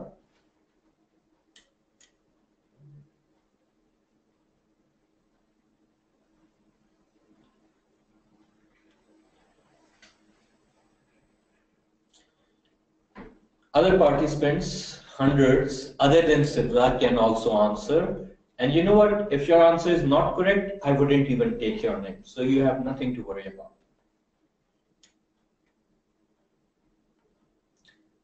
Edit the invoice or simply delete it and add it again. Absolutely correct. Talal Hassan. Thank you, Talal. Well done. So you can either simply change the field you made a mistake in by selecting that particular area, or if the transaction is already added, you click on the transaction, edit it or delete it. Well done, guys. Next, section relating to services exported, Annexure D. Here you'll enter the particulars of export made during the period, and again, just like in the case of imports, here you'll also select the system, whether it was one customs, VBOC, etc., the collectorate applicable to you, Karachi or whatever it is, the GD type, the GD number, GD date, export value, value of goods and services. If it was a short shipment, the value of short shipment, value of goods or services admissible, etc., etc. So basically you are giving out all the details as per the GD, and then you click on the Add button. And again, you'll repeat this process for all the export transactions that you have undertaken during a period, and after you have completed, you'll click on the Back to the Return button, and it will take you back to the return. And by the way, let me show you this too. At the end of Annexure D, you can see you'll have this breakdown of all the details that you have entered, that how many of the transactions of export related to the goods or the services, their relevant values, any short shipment, etc. Basically a summary of what you have submitted. Why the summary is relevant? You might be thinking of a small client, 5 transactions, no issue. What's the big deal of the summary? Think about a larger client, 500 transactions, 1,000 transactions. Now that's helpful, isn't it? There you go. Okay, let's bring this back to where we were. Next up, you'll have the total output text for the month, which is serial number 9, which is simply the addition of serial number 7 and 8, which are the total domestic services that you have provided and rendered, the relevant tax on that, the total export of services, taxable services that you have rendered, and the total of relevant amount and taxes for that. This will bring us to one of the final sections of the return. Now see, it's proceeding very logically. The first section dealt with the input tax credit, the purchases, the imports, capital assets, any credit carried forward, total input credit, etc., etc. The second section dealt with the output credit, the sales you made domestically, the exports you made, relevant details from the GD, you entered them in the annexure, and the field, by the way, appeared directly from the annexure. The totals will appear from the information you have provided from the annexure, and the system automatically calculates that. Now, logically, the next step is to go for the determination of tax liability. So here, in serial number 12, you have input for the month admissible under the rules. From the information provided, it will be computed. The available balance, either credit or debit, which means payable to the treasury or payable to you, would be computed. Then you have the option whether you want to carry forward the input of capital fixed assets declared at the serial above. Remember, after the imports, we declared inputs of capital and fixed asset. Do you want to carry forward? You click yes. If you don't, no. Fair enough. That's your business decision whether you want it to accrue in this month or carry forward. You'll do accordingly. Then in serial number 15, you have sales tax payable. When you have sales tax payable, come on guys, it's not so hard. If your input is less than your output, if your sales are more than your purchases, which they normally are, and the relevant tax on output is more than on input, you have a tax liability payable. If, however, for some reason your sales were maybe you had a business hit, maybe your market shrank, whatever the reason, you grew, you made some investment, your input on the purchase side was more than your output on the sales side, then you would have a refund due to you. So refund claim on capital fixed asset, if serial number 4 was no, then minimum of fixed assets available, and otherwise, okay, this is basically tied up with what we agreed here, whether we want to carry forward the input on capital or fixed assets or not, which brings us to the credit to be carried forward. All these will be automatically calculated. The end of the year refund claim, if any, net credit carried forward, fine, penalty, additional default surcharges, depending on if we file some returns late, etc. Then if we have any additional tax for some reason, we can enter that here. If we have a default surcharge, we enter it here. And if we have a penalty or fine, why? Maybe we filed the return late. As one of you said, didn't file for 6 months, got suspended and blacklisted, had a heavy fine, that would come up here. So once these things are entered, serial number 20 will be automatically computed as a sum of these 3, 21, 22, and 23. Then we'll have the total amount to be paid, which is the net tax liability we have. Any adjustments are taken out, and then any penalties, default surcharges are added onto it. And again, this is automatically calculated by the system. Then tax paid on normal and previous return. For a first time new return, you leave that blank. Why this is relevant, I'll show you in a bit, and where it is relevant. For a first time return, leave that at 0. The balance tax payable or adjustable, if you have overpaid already, would automatically be collected. You'll select your account theoretically for receiving the refund, and you'll proceed. Again, these things that we have discussed are covered by SRB. As we have seen, input for the month admissible under the rule is serial number 1, which shows accumulated tax credit admitted during the period. Then we have available balance debit or credit, which basically is the output admissible during the period withheld by the buyer. It is automatically calculated and shows the net tax position, whether payable to the treasury or refundable to you. Then you have the option, which we discussed, to carry forward the inputs of capital or fixed asset declared at serial 3. The rules have given option to taxpayer to claim adjustment of that and carry forward it to adjust in future period if they so wish. Then we have the sales tax formula. The formula for this is shown, how it is computed by the return, so you are aware what is happening. Then we have the refund claim on capital or fixed assets.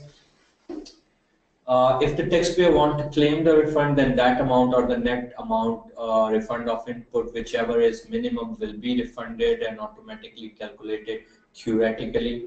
Credit to be carried forward is given there. End of year refund claim, auto-generated amount, show your refund if any at the end of the year. Then net credit is taken forward. This is all basically theoretical coverage of what I've shown you and we have covered.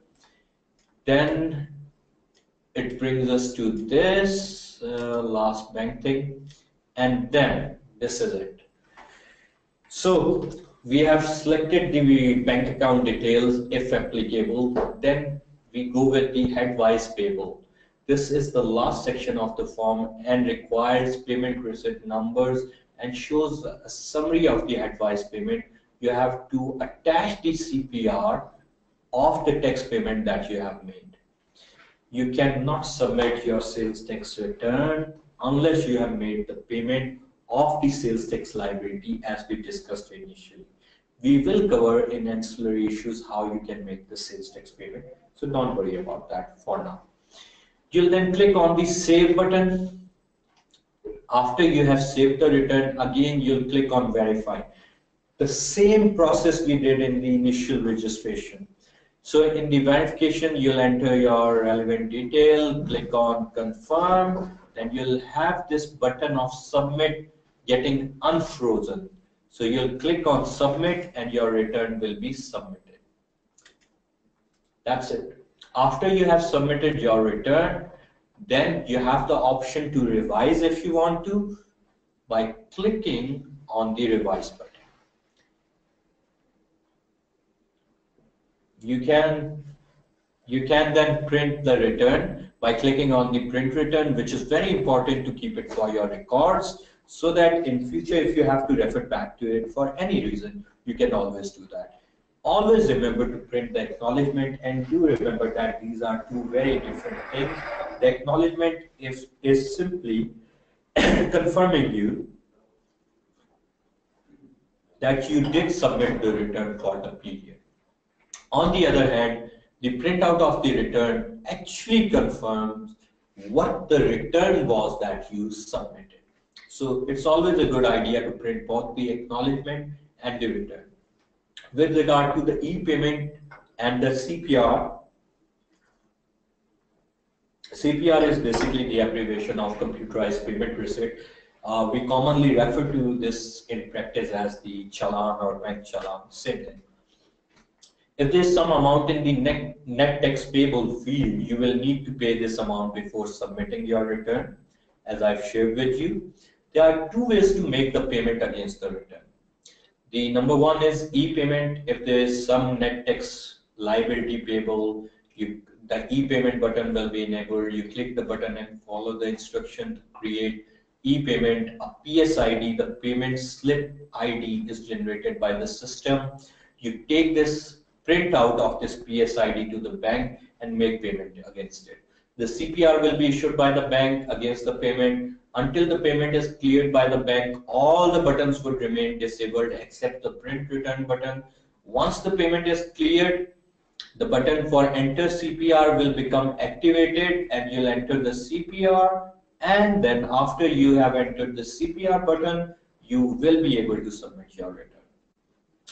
Verify obviously before submitting. Manual payment method is that you pay the net tax payable amount in the bank against your income tax return. A CPR will be issued by the bank against the payment. Hardly anyone goes for this obsolete method, so practically the e-payment method is how it works now. So I did mention to you about filing a nil return and a revised return. So what do we do in case of a nil return? not very difficult or different at all.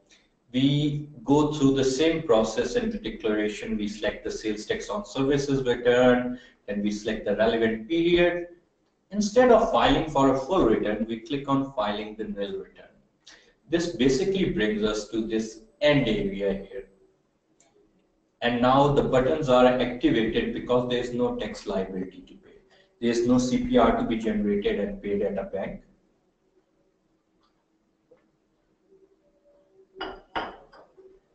So what we do instead is we click on save, we click on verify, we verify by providing our detail, confirm it, we click on submit, we submit it, done.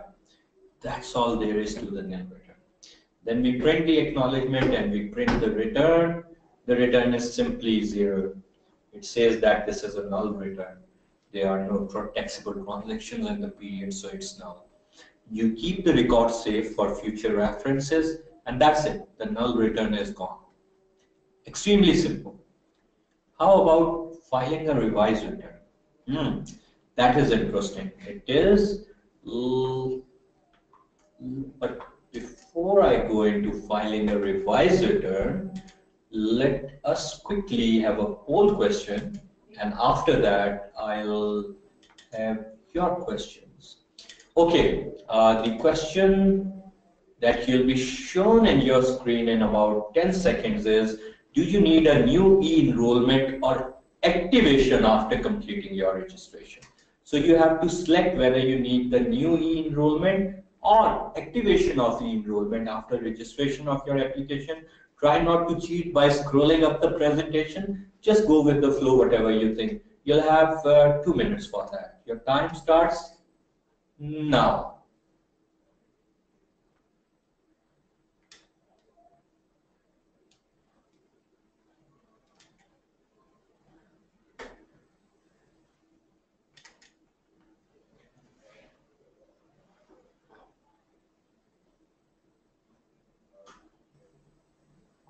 Keep voting, guys. This shows us how active you are. And Mr. Harun Jan, the regional head of member affairs, has actually shared that the CPT certificates that you receive would depend on how active you were during your participation. It doesn't matter whether you are answering right or wrong, because that is the purpose, to see if you have missed some points so we can clarify it more and how attentive you are. But your CPT certificate would depend on how actively you participated. So I suggest you answer the poll questions.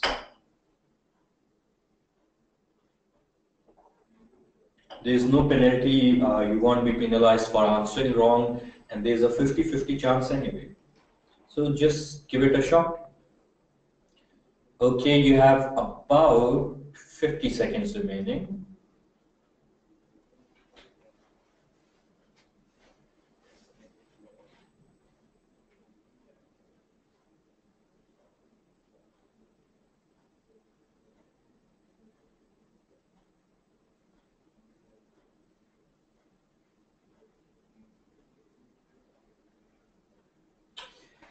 Last 20 seconds.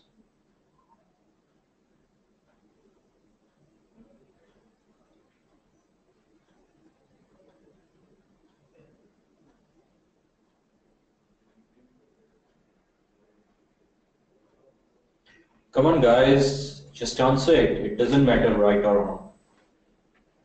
Okay, the time's up, and I'll be sharing the results with you all. The question was whether you need a new e-enrollment or an activation of e-enrollment after your initial registration application.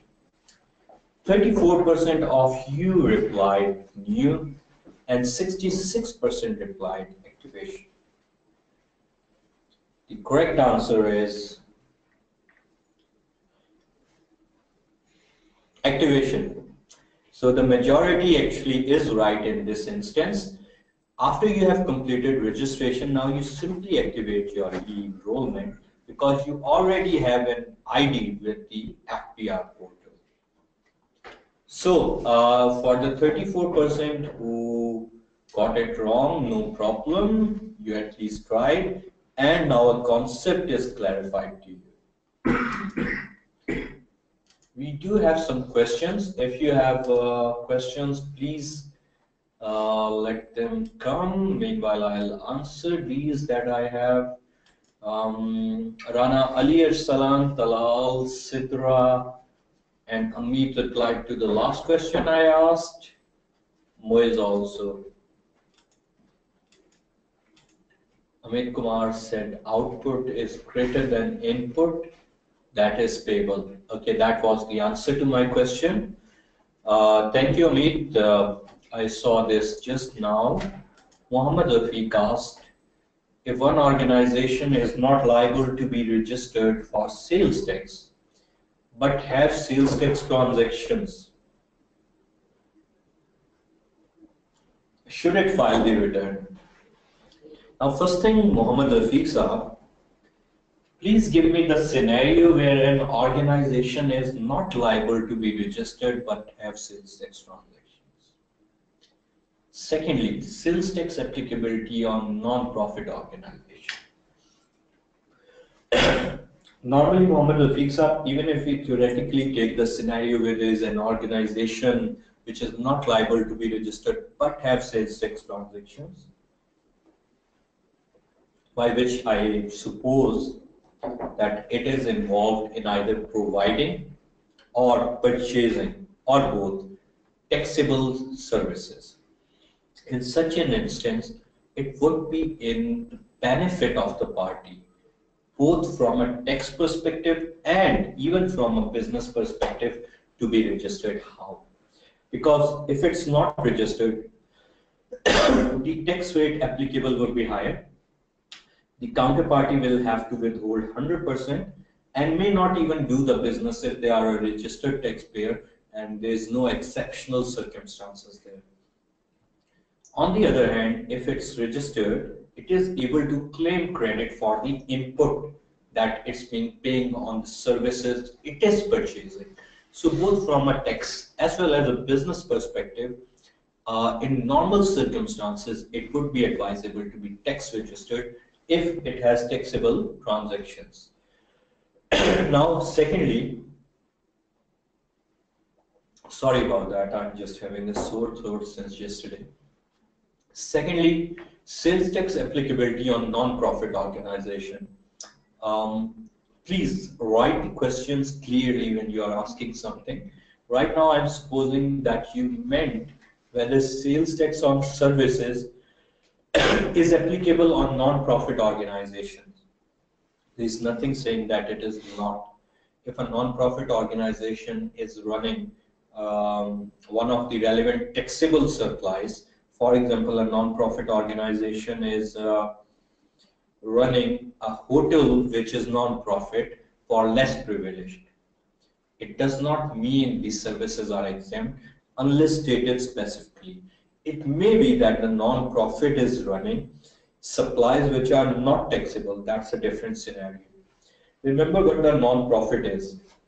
It's not earning profits. So the income tax that is on profits is not applicable to it.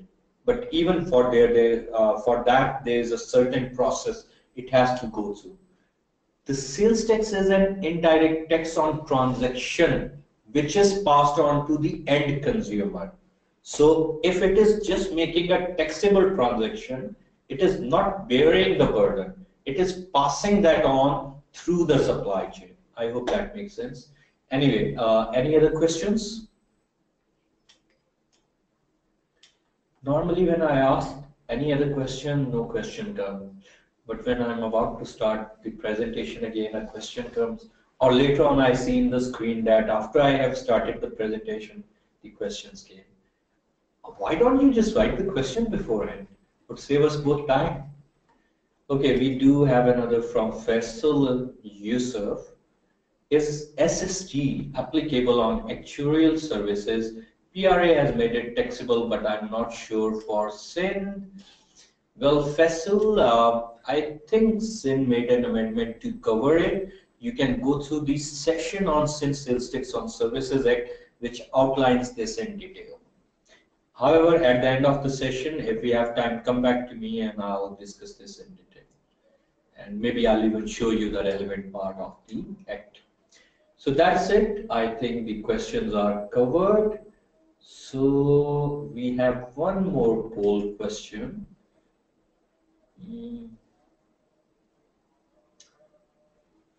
I think I'll ask that after finishing the presentation, so we can just continue.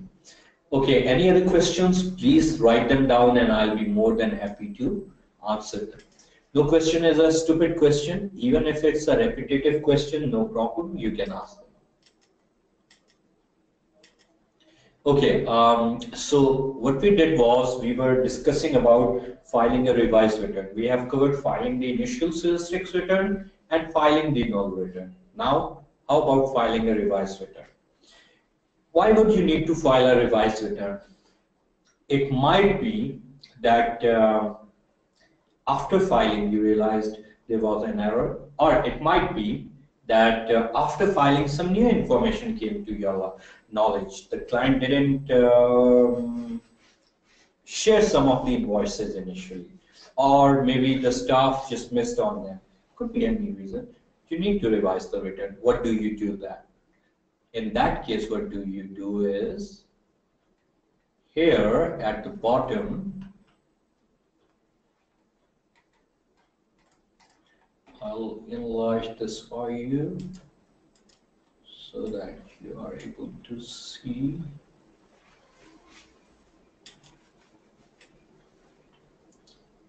I hope they are readable. You can read these: null, verify, save, delete, submit, print, print acknowledgement. Okay, not very readable. Anyway, what you do is that you click on the revise button. If the period has been long, you will need to apply to Sindh Revenue Board. The same return would open, it would be unfreezed, and what you need to do is just go to the relevant area you want to amend. Maybe you just want to amend Annexure C. Go to Annexure C, delete what you want to delete, add what you want to add, whatever. Maybe you want to amend Annexure A, amend the Annexure A, delete, add, amend, do as you want to do. Once you have made the relevant adjustments you wanted to, maybe Annexure C, some services provided were missed, go into Annexure C, amend them, add the details, or maybe you duplicate it, delete a duplicate, whatever it is. Same for Annexure D. Make the changes that you wanted to. Then everything else is similar. Make any changes you need to. The only major difference that would come after the changes are made, and in addition to them, are serial number 25, which I told you was not applicable when we were filing the return first time. This is tax paid on normal previous return, applicable in case of amended return. What happens now is, when you file your initial return, you calculated a tax liability. And before submitting the return, you actually had to pay that liability. You printed out your PSID, you took that to the bank, you paid, you had the challan appearing in the system, attached that, and you submitted your sales tax return. Now, that is gone to Treasury. You made an amendment. One of the three things happened. Either your liability increased than was previously shown, or your liability overall remained the same. Maybe there was an adjustment both on the input as well as the output side. Or the third scenario, your tax liability actually reduced than was previously the case before you amended.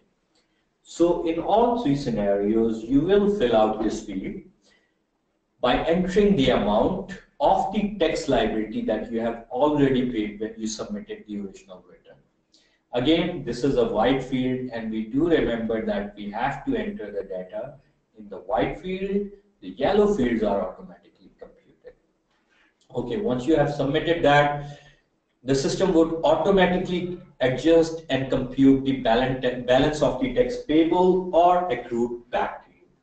So if the first scenario is applicable, that your tax liability is still a bit more than you previously paid, then you'll simply repeat the process. Again, print out the PSID, again, take it to the bank, make only the additional payment, the difference. The payment that you previously made is already accounted for. This difference of the payment would be paid into the bank. Again, you'll come back, this new challan would be appearing in the system. You'll attach that with this amended return, submit, gone, no problem. Second scenario, there was adjustment both on the output and input side. The overall tax liability stays the same. You enter the figure here, balance tax payable would be computed, which would be the same amount as the original return because the net impact was the same. And you will simply move on to verifying and submitting return because the previous CPR would already be in the system and there is no additional payment to make. Number 3, the interesting one. Your tax liability actually is lower than it was before. What do you do now? You will still enter the figure here. The system will compute the balance of the tax, which is now refundable, or the more practical term is creditable to you. Now, in this instance, you have no additional tax to pay. Practically, you are not being issued refunds, so there is no point going here. You will simply verify and submit it, and in the next period, when you'll file your tax return,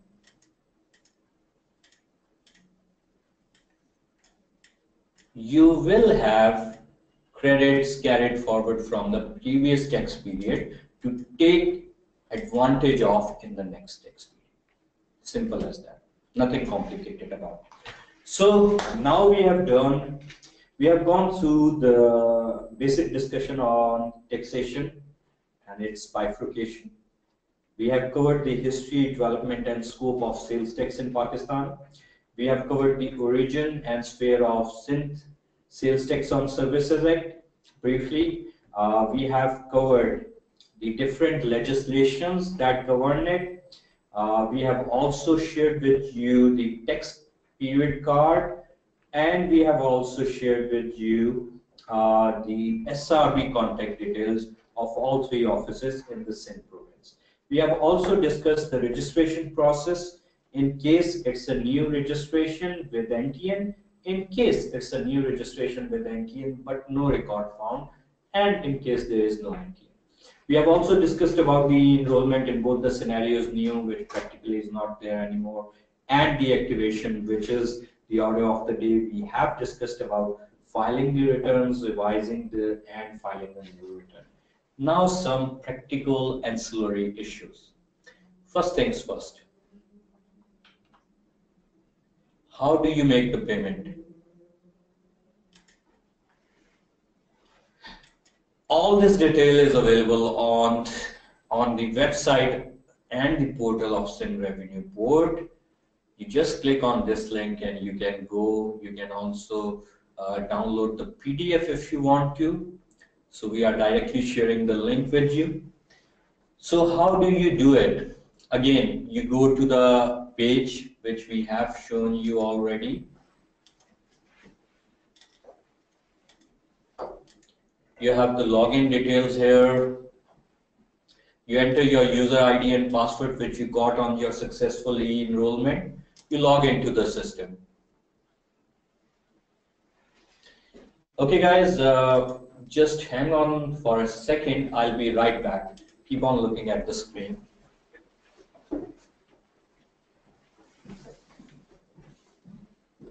Yes, sir.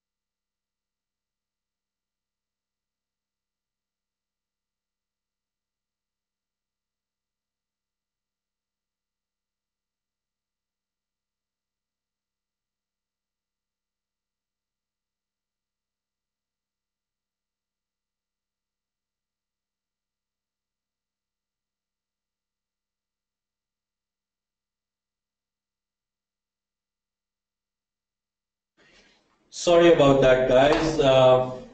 Okay, so I was showing you how the payments would be made. So this is the homepage of the portal, Sindh Revenue Board Taxpayer Facilitation Portal. You'll log in with the ID and password provided to you upon registration and enrollment. You'll log into the system after providing the ID password. Once you have logged into the system, you'll select the e-payment for sales tax on services. You'll enter the relevant tax numbers to retrieve the taxpayer data. You'll select the tax period from the left control panel. Then you'll have this created in front of you. You'll then click on sales tax link under the payment slip. You'll use this to create this payment slip. You'll enter the relevant amount. Here you have different heads. Sales tax on services collected on behalf of provincial government, sales tax. After adding the relevant amount, you'll select the payment mode, whether you want to pay by check, pay order, bank, city, branch, etc.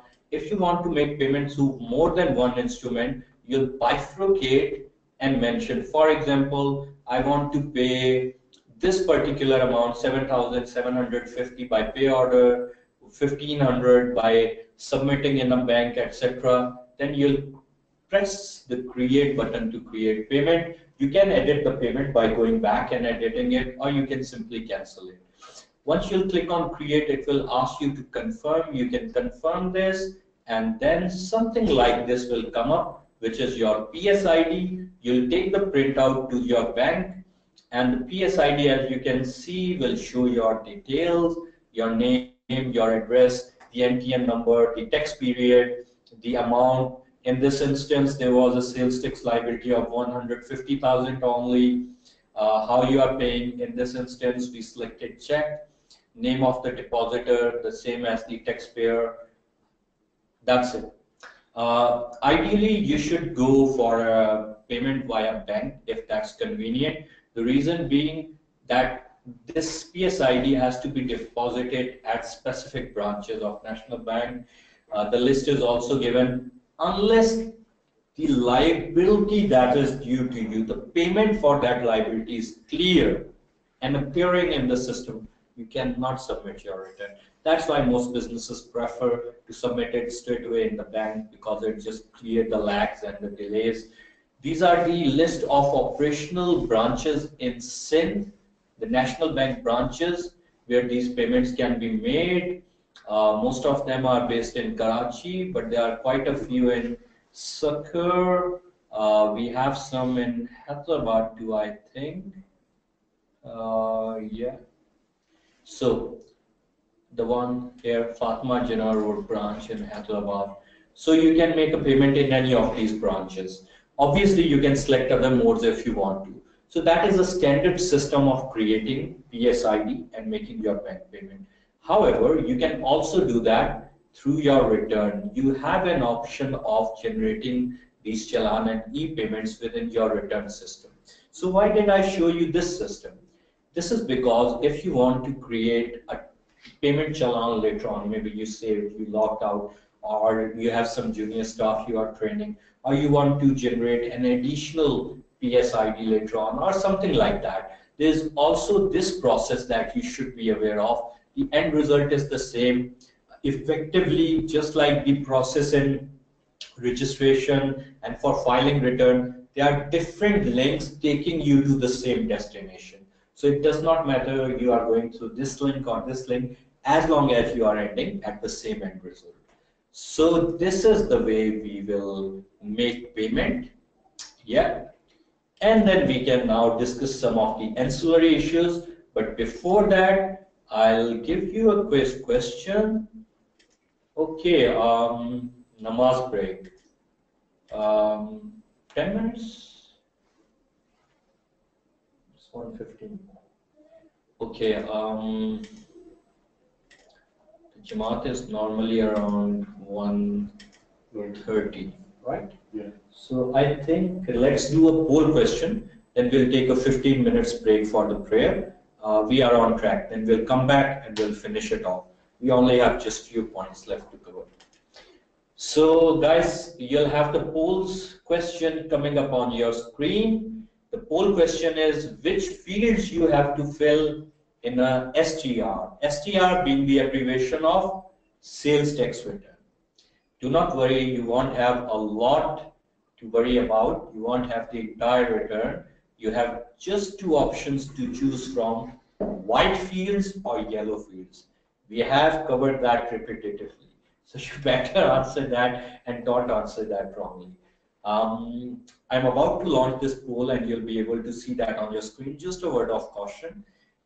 Your CPD certificates would depend on how actively you are answering in these poll questions.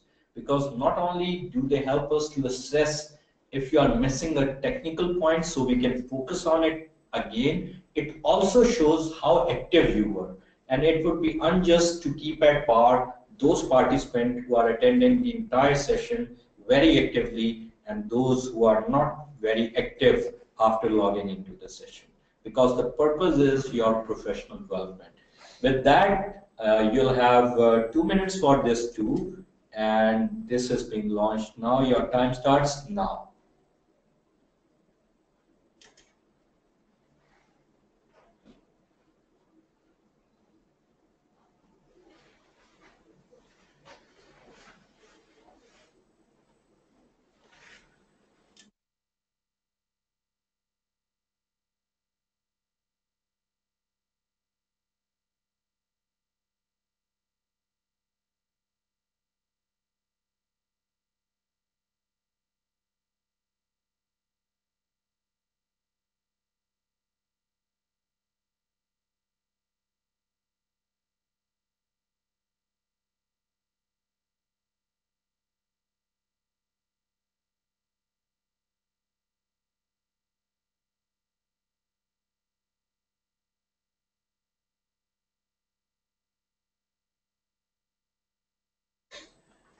Okay guys, last 1 minute remains. Come on, vote, vote, vote. You don't want your effort to be wasted. You do want your CPD certificates, right? Come on.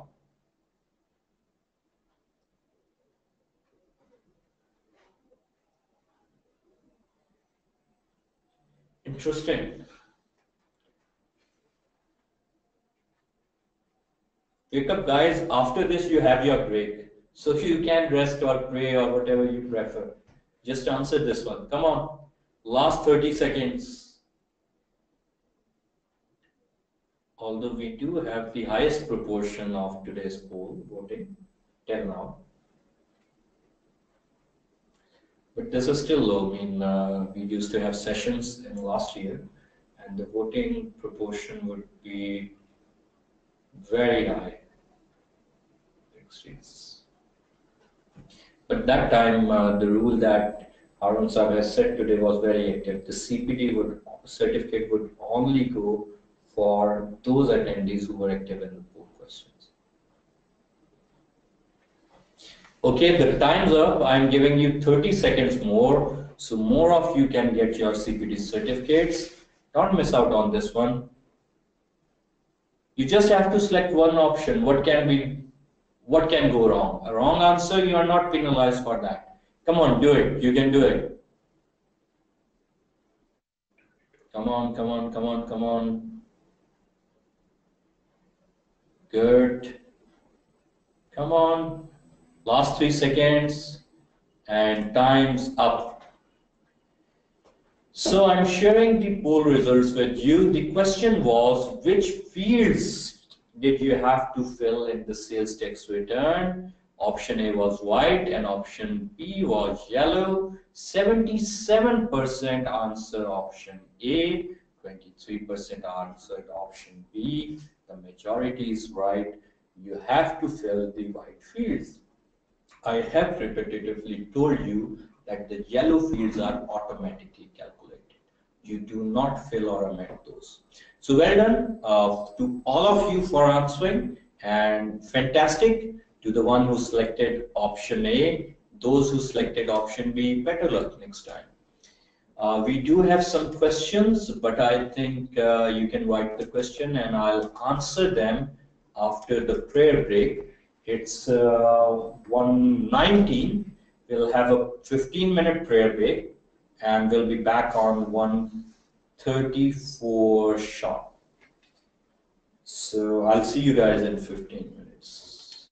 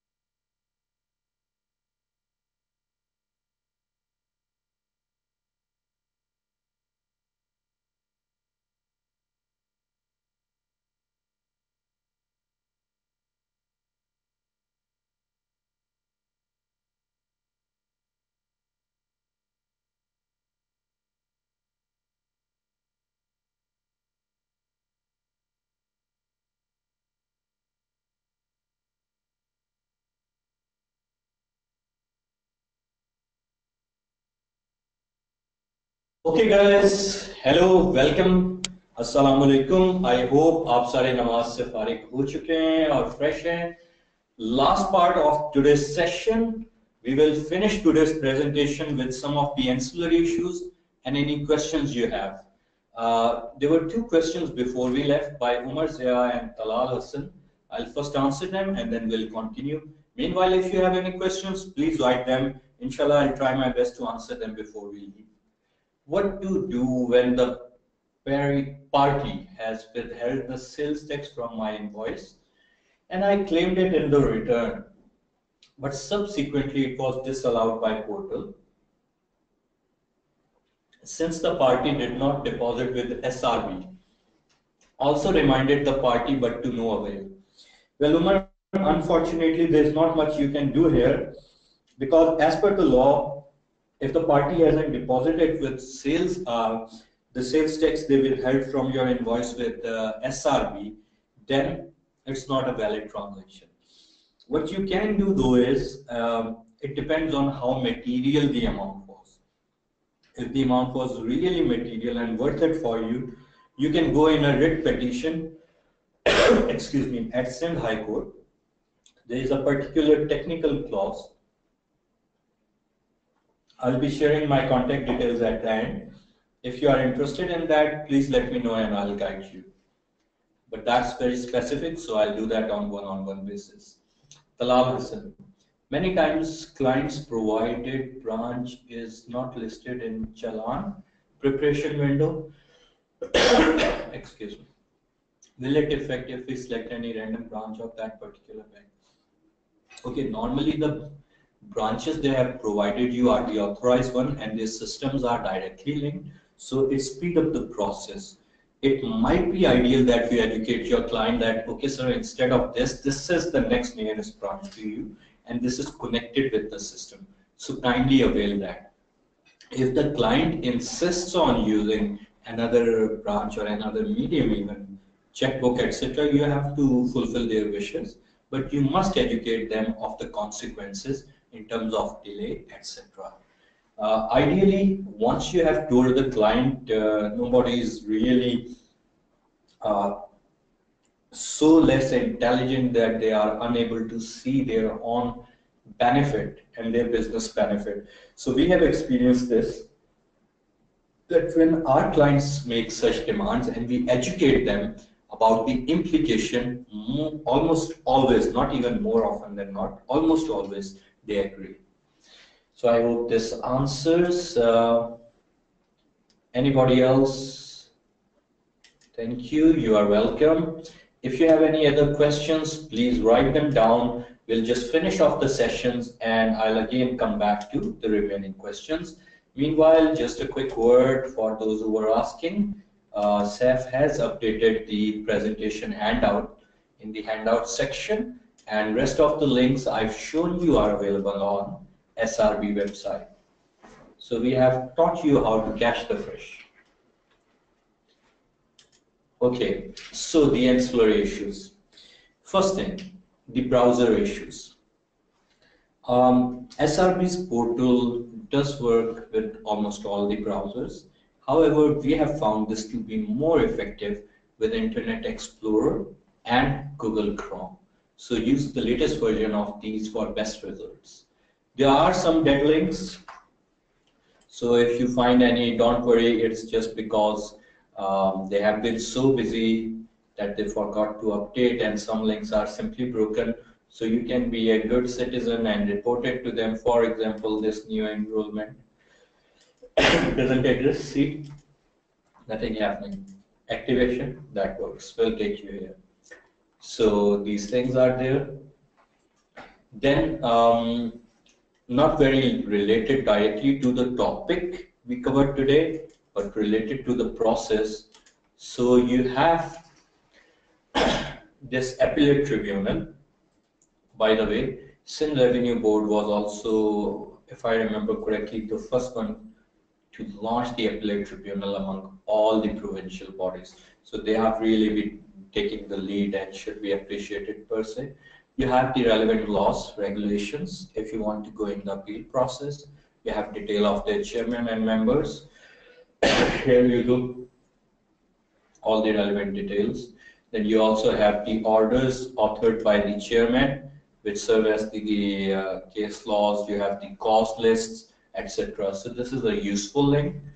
I also suggest that you keep on checking these links, especially the SRB updates. You get to know the new communications, circulars, updates coming in.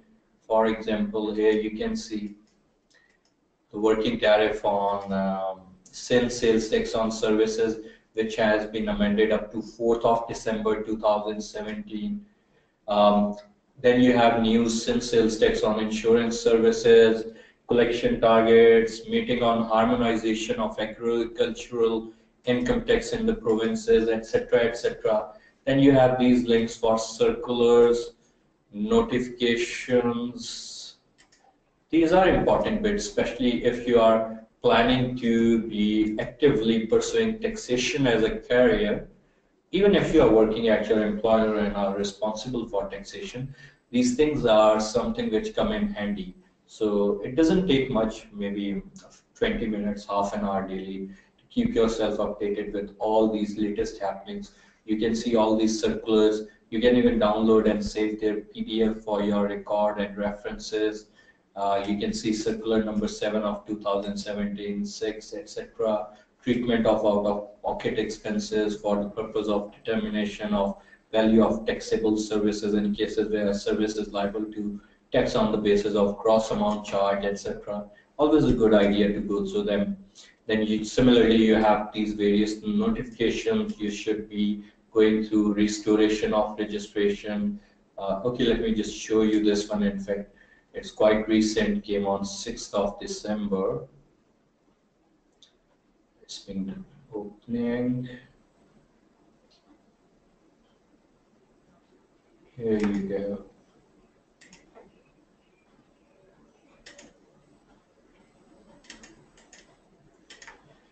So they have outlined that these people who have paid their liabilities, etc., have been restored.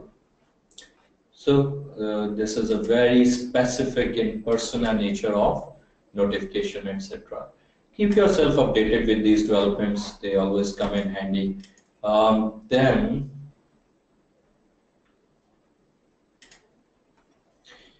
news and media, you can go through the various things happening there. You are more interested on the background, the management of SRB, their organizational organogram. You can go through these things, make yourself more accustomed to the process that are there. This is perhaps one of the, if not the most important link. You can download the set of all the acts, rules, amendments applicable, notification circulars I've already shown you. You can also go through the publication and the service categories. You want to go through some archives, the prior version of various stuff, you can go through them, and all the forms are also available. So you have the challan form, you have the return filing form, if you want to file it for some reason manually. You have the tax payment challan form, you have the appeal form, etc., etc. You can go through them all. This is the organogram. So this is how the organization is working in Sindh Revenue Board. Under the chairman, you have the DC headquarters for coordination, media management. You have the legal. Then you also have the members directly working with the chairman, member audit, support, policy, and taxation. Then you have their teams working under that. You also have the Secretary SRB reporting directly to the chairman and having the board secretarial under him. So this is just to give you an idea how the SRB is functioning in terms of the organizational structure. Then we have these acts, rules, and amendment, which I have already shown you earlier, if you remember, in the legislation section. So you can download these, and they do come in very handy. And somebody asked me where can they find the previous rates. Here you can find all these finance acts and the previous versions, where you can also get these rates. Then we have the publication. There was a conference. You are interested, you can go through that in your spare time. We have the service categories. the major different services which are being covered and their relevant notifications. Then we have the archives. You want to go through that, you can go through it.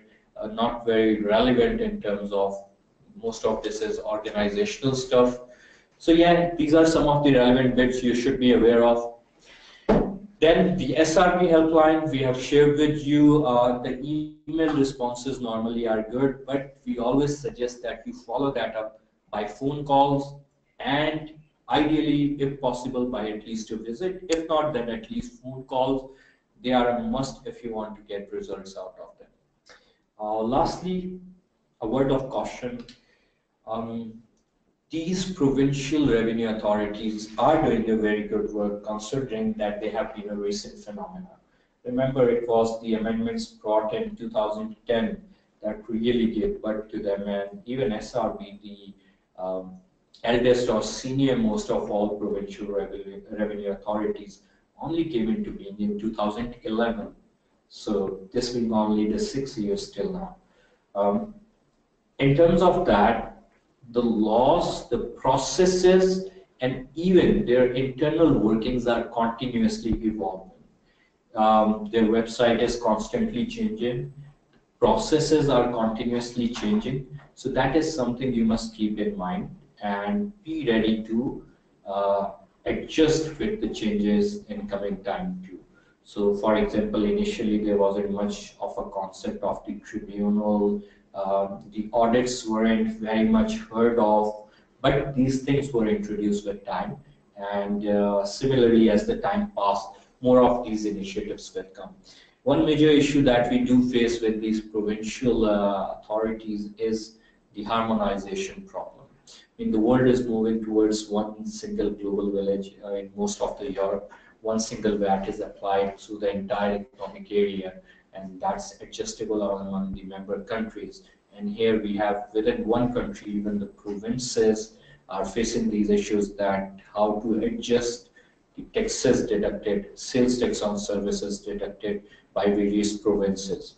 Now this do bring a problem for practitioners as well as more importantly for businesses who have to spend more time and resources on managing their taxation affairs. ACCA has been continuously proposing for a harmonization agenda, and the good thing is that some initiatives have started to happen. I mean, there have been some works between various revenue bodies and FBR for harmonization, but the need is for harmonization among the various provincial revenue authorities themselves. With that, I'll take your questions and you'll have on screen my contact details.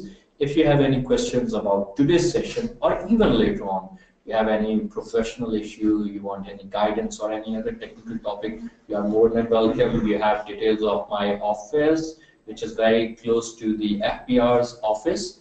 In fact, right opposite it. You have my contact details, my office details, my email. The website is under development. I don't use Facebook, so my alternate social media addresses. The best way to reach me is either by sending me an email or ideally a quick message on my cell. You can do that by SMS or any other program that I'm using. But do send a brief intro, your name, and this is the first time you attended the session, so I know who you are and I can save it for future reference and answer you.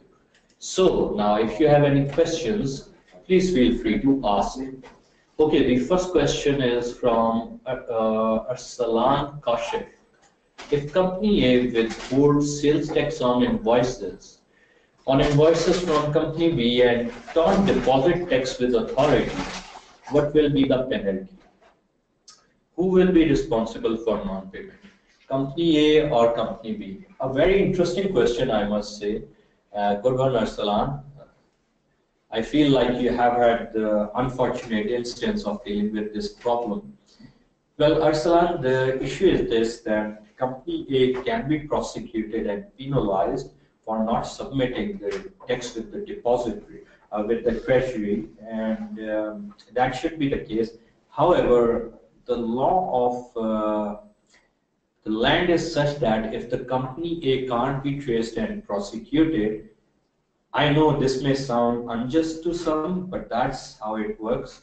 Then company B is liable. If they can't get their hands on company A, then company B is liable.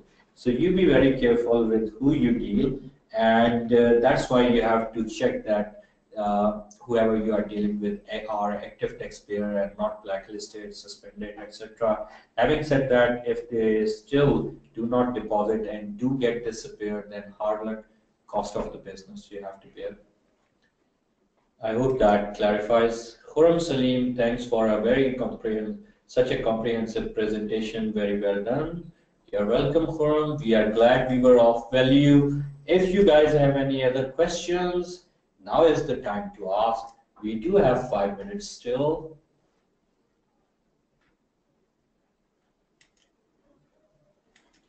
This is like one-on or what? It's just, yeah, it's one-on-one.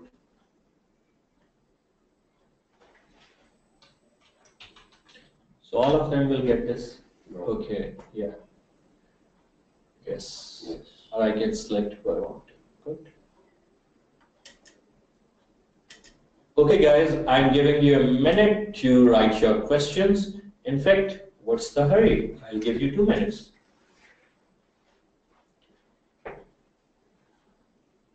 Okay, we have the questions coming. Mudassir Abbas Kazmi Saab asks, kindly guide me how to change registration from business to salaried individual for income tax. Okay, since we have some time now, I am pleased to answer that. In case of income tax, the relevant department is FPR. You want to change it from business to salaried individual, you have to write an application to your commissioner of the relevant RTO. They will issue you a no objection certificate and the necessary changes will be made. They'll either contact the PRAL, Pakistan Revenue Automation Limited directly, or they'll ask you to do that along with that NOC, and your relevant details will be amended. Mudassir Abbas Kazmi Sahab is answered. Now is Moiz Ahmed. If invoice gross amount includes both services and goods, what to do in this case? Bifurcate. Go for the relevant bit. Sayyid Usama Shah said, thank you for the amazing and interactive session. Appreciated. Well, you are welcome, Usama. We are glad we were of value and look forward to seeing you in future sessions. And we hope that you'll continue to take out your time. Thank you for sparing time on the weekend too. Muhammad Rafi, can we have previous text related presentation and audio recording? Very thankful to you. You are most welcome. Yes, you can have. They are available on ACCS channels on Vimeo and YouTube. Arsalan Kashif, say company A filed their returns without disclosing tax withheld. However, they agreed in emails or writing that they withheld. Company B has filed returns disclosing tax withheld by company A. PS point, company A is the only client of company B. I might need your contact details to discuss the exact scenario. I think that would be best, Arsalan. In this scenario, the company A is liable to deposit unless they are running away and going under the radar, in which case, unfortunately, company B will be responsible. For specific discussions, you have on screen my contact details. Please feel free to message me and I'll try to get back to you as soon as possible. If I'm not able to immediately respond, that must be because I'm in a meeting or busy or traveling, but I do make it a point to reply as soon as possible, normally within a day or two. Qasim Khan Jadoon. Okay, great. Last 2 minutes, guys, make use of it. You have any problem, any questions? Now is the time. Even outside the topic, you can ask right now because we have finished it in time.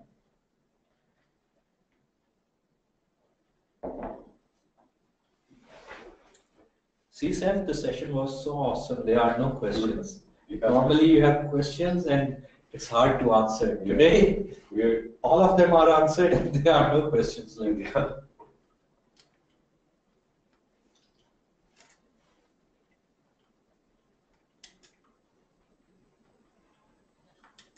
Rana Ali Arsalan Khan. That's why awesome webinar. Thanks a lot. That's why we are not getting any questions. Okay. Well, you're most welcome and very kind of you, Rana Saab. Charles Godwin, nice session. Oh, good to see you again. He is one of our regular and very nice members from, I think he is from Karachi. Good to see you. Madia Sohail, is there any certificate available after it? Oh, yes, of course, Madia, you'll get them through email. Osama Hassan, you were great in providing info. Well, thank you, Usman Hassan. Thank you, Usman. I appreciate your kind feedback and you guys joining us. So I guess that's pretty much it. We got a question. In fact, 2, 3, 4, awesome. Just when it's time to go, that happens. Never mind. Akhir, but in which situations do we have to pay a minimum of 0.5% sales tax? There is a 0.5% turnover tax of income tax. Moiz Ahmed, is sales tax withholding same for all provinces? No. Moiz, it differs from province to province depending on their own relevant legislations. But yeah, it is quite standard because I'll share with you informally. They have just kind of replicated with minor changes as per their priorities.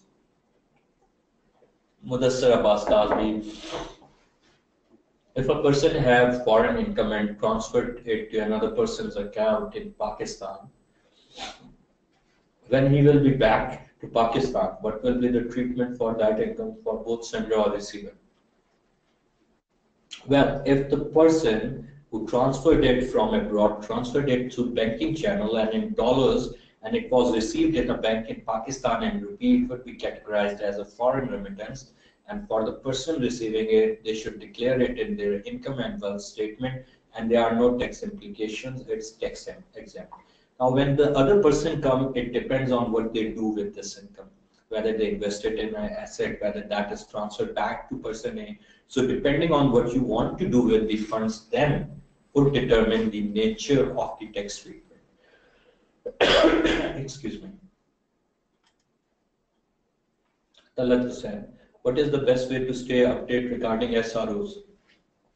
You go through the links I showed you, Talat. Similarly, you also have those links on other revenue authorities bodies as well as FPR. Make it a habit to go through them and you will be updated. Madiha Suhail, thank you so much, sir, for this. You are most welcome, Madiha. Thank you for attending. Karis, please inform that the case related to the sales tax charge on the rent is still pending or concluded. I'll have to check that with my office. So send me an SMS on Monday and I'll update you. And what is the view according to you? Well, the matter is under litigation, so let's not comment on that. It's about to be decided, or maybe the judgment might have even been released till now. So under ACCA's ethics, we are conducting a session for ACCA today. We shouldn't violate them. Any other questions?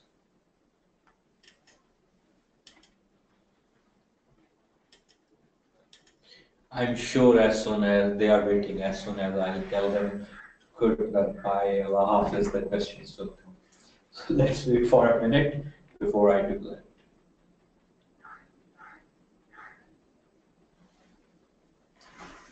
Jazakallah, sir, for such informative sessions. Sidra Suleiman, Jazakallah, Sidra. We appreciate your kind comment. They keep us motivated.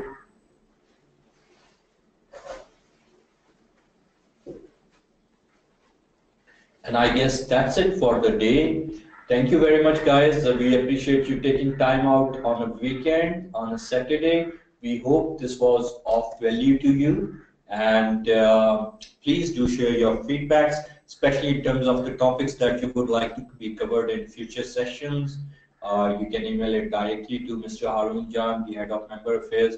You have my contact details. You can send me your ideas too. Or if you have any questions, please feel free to ask them. I wish you all the best. Have a good weekend, and I look forward to seeing you guys in the future session. Take care a lot. Have a good weekend, and thank you.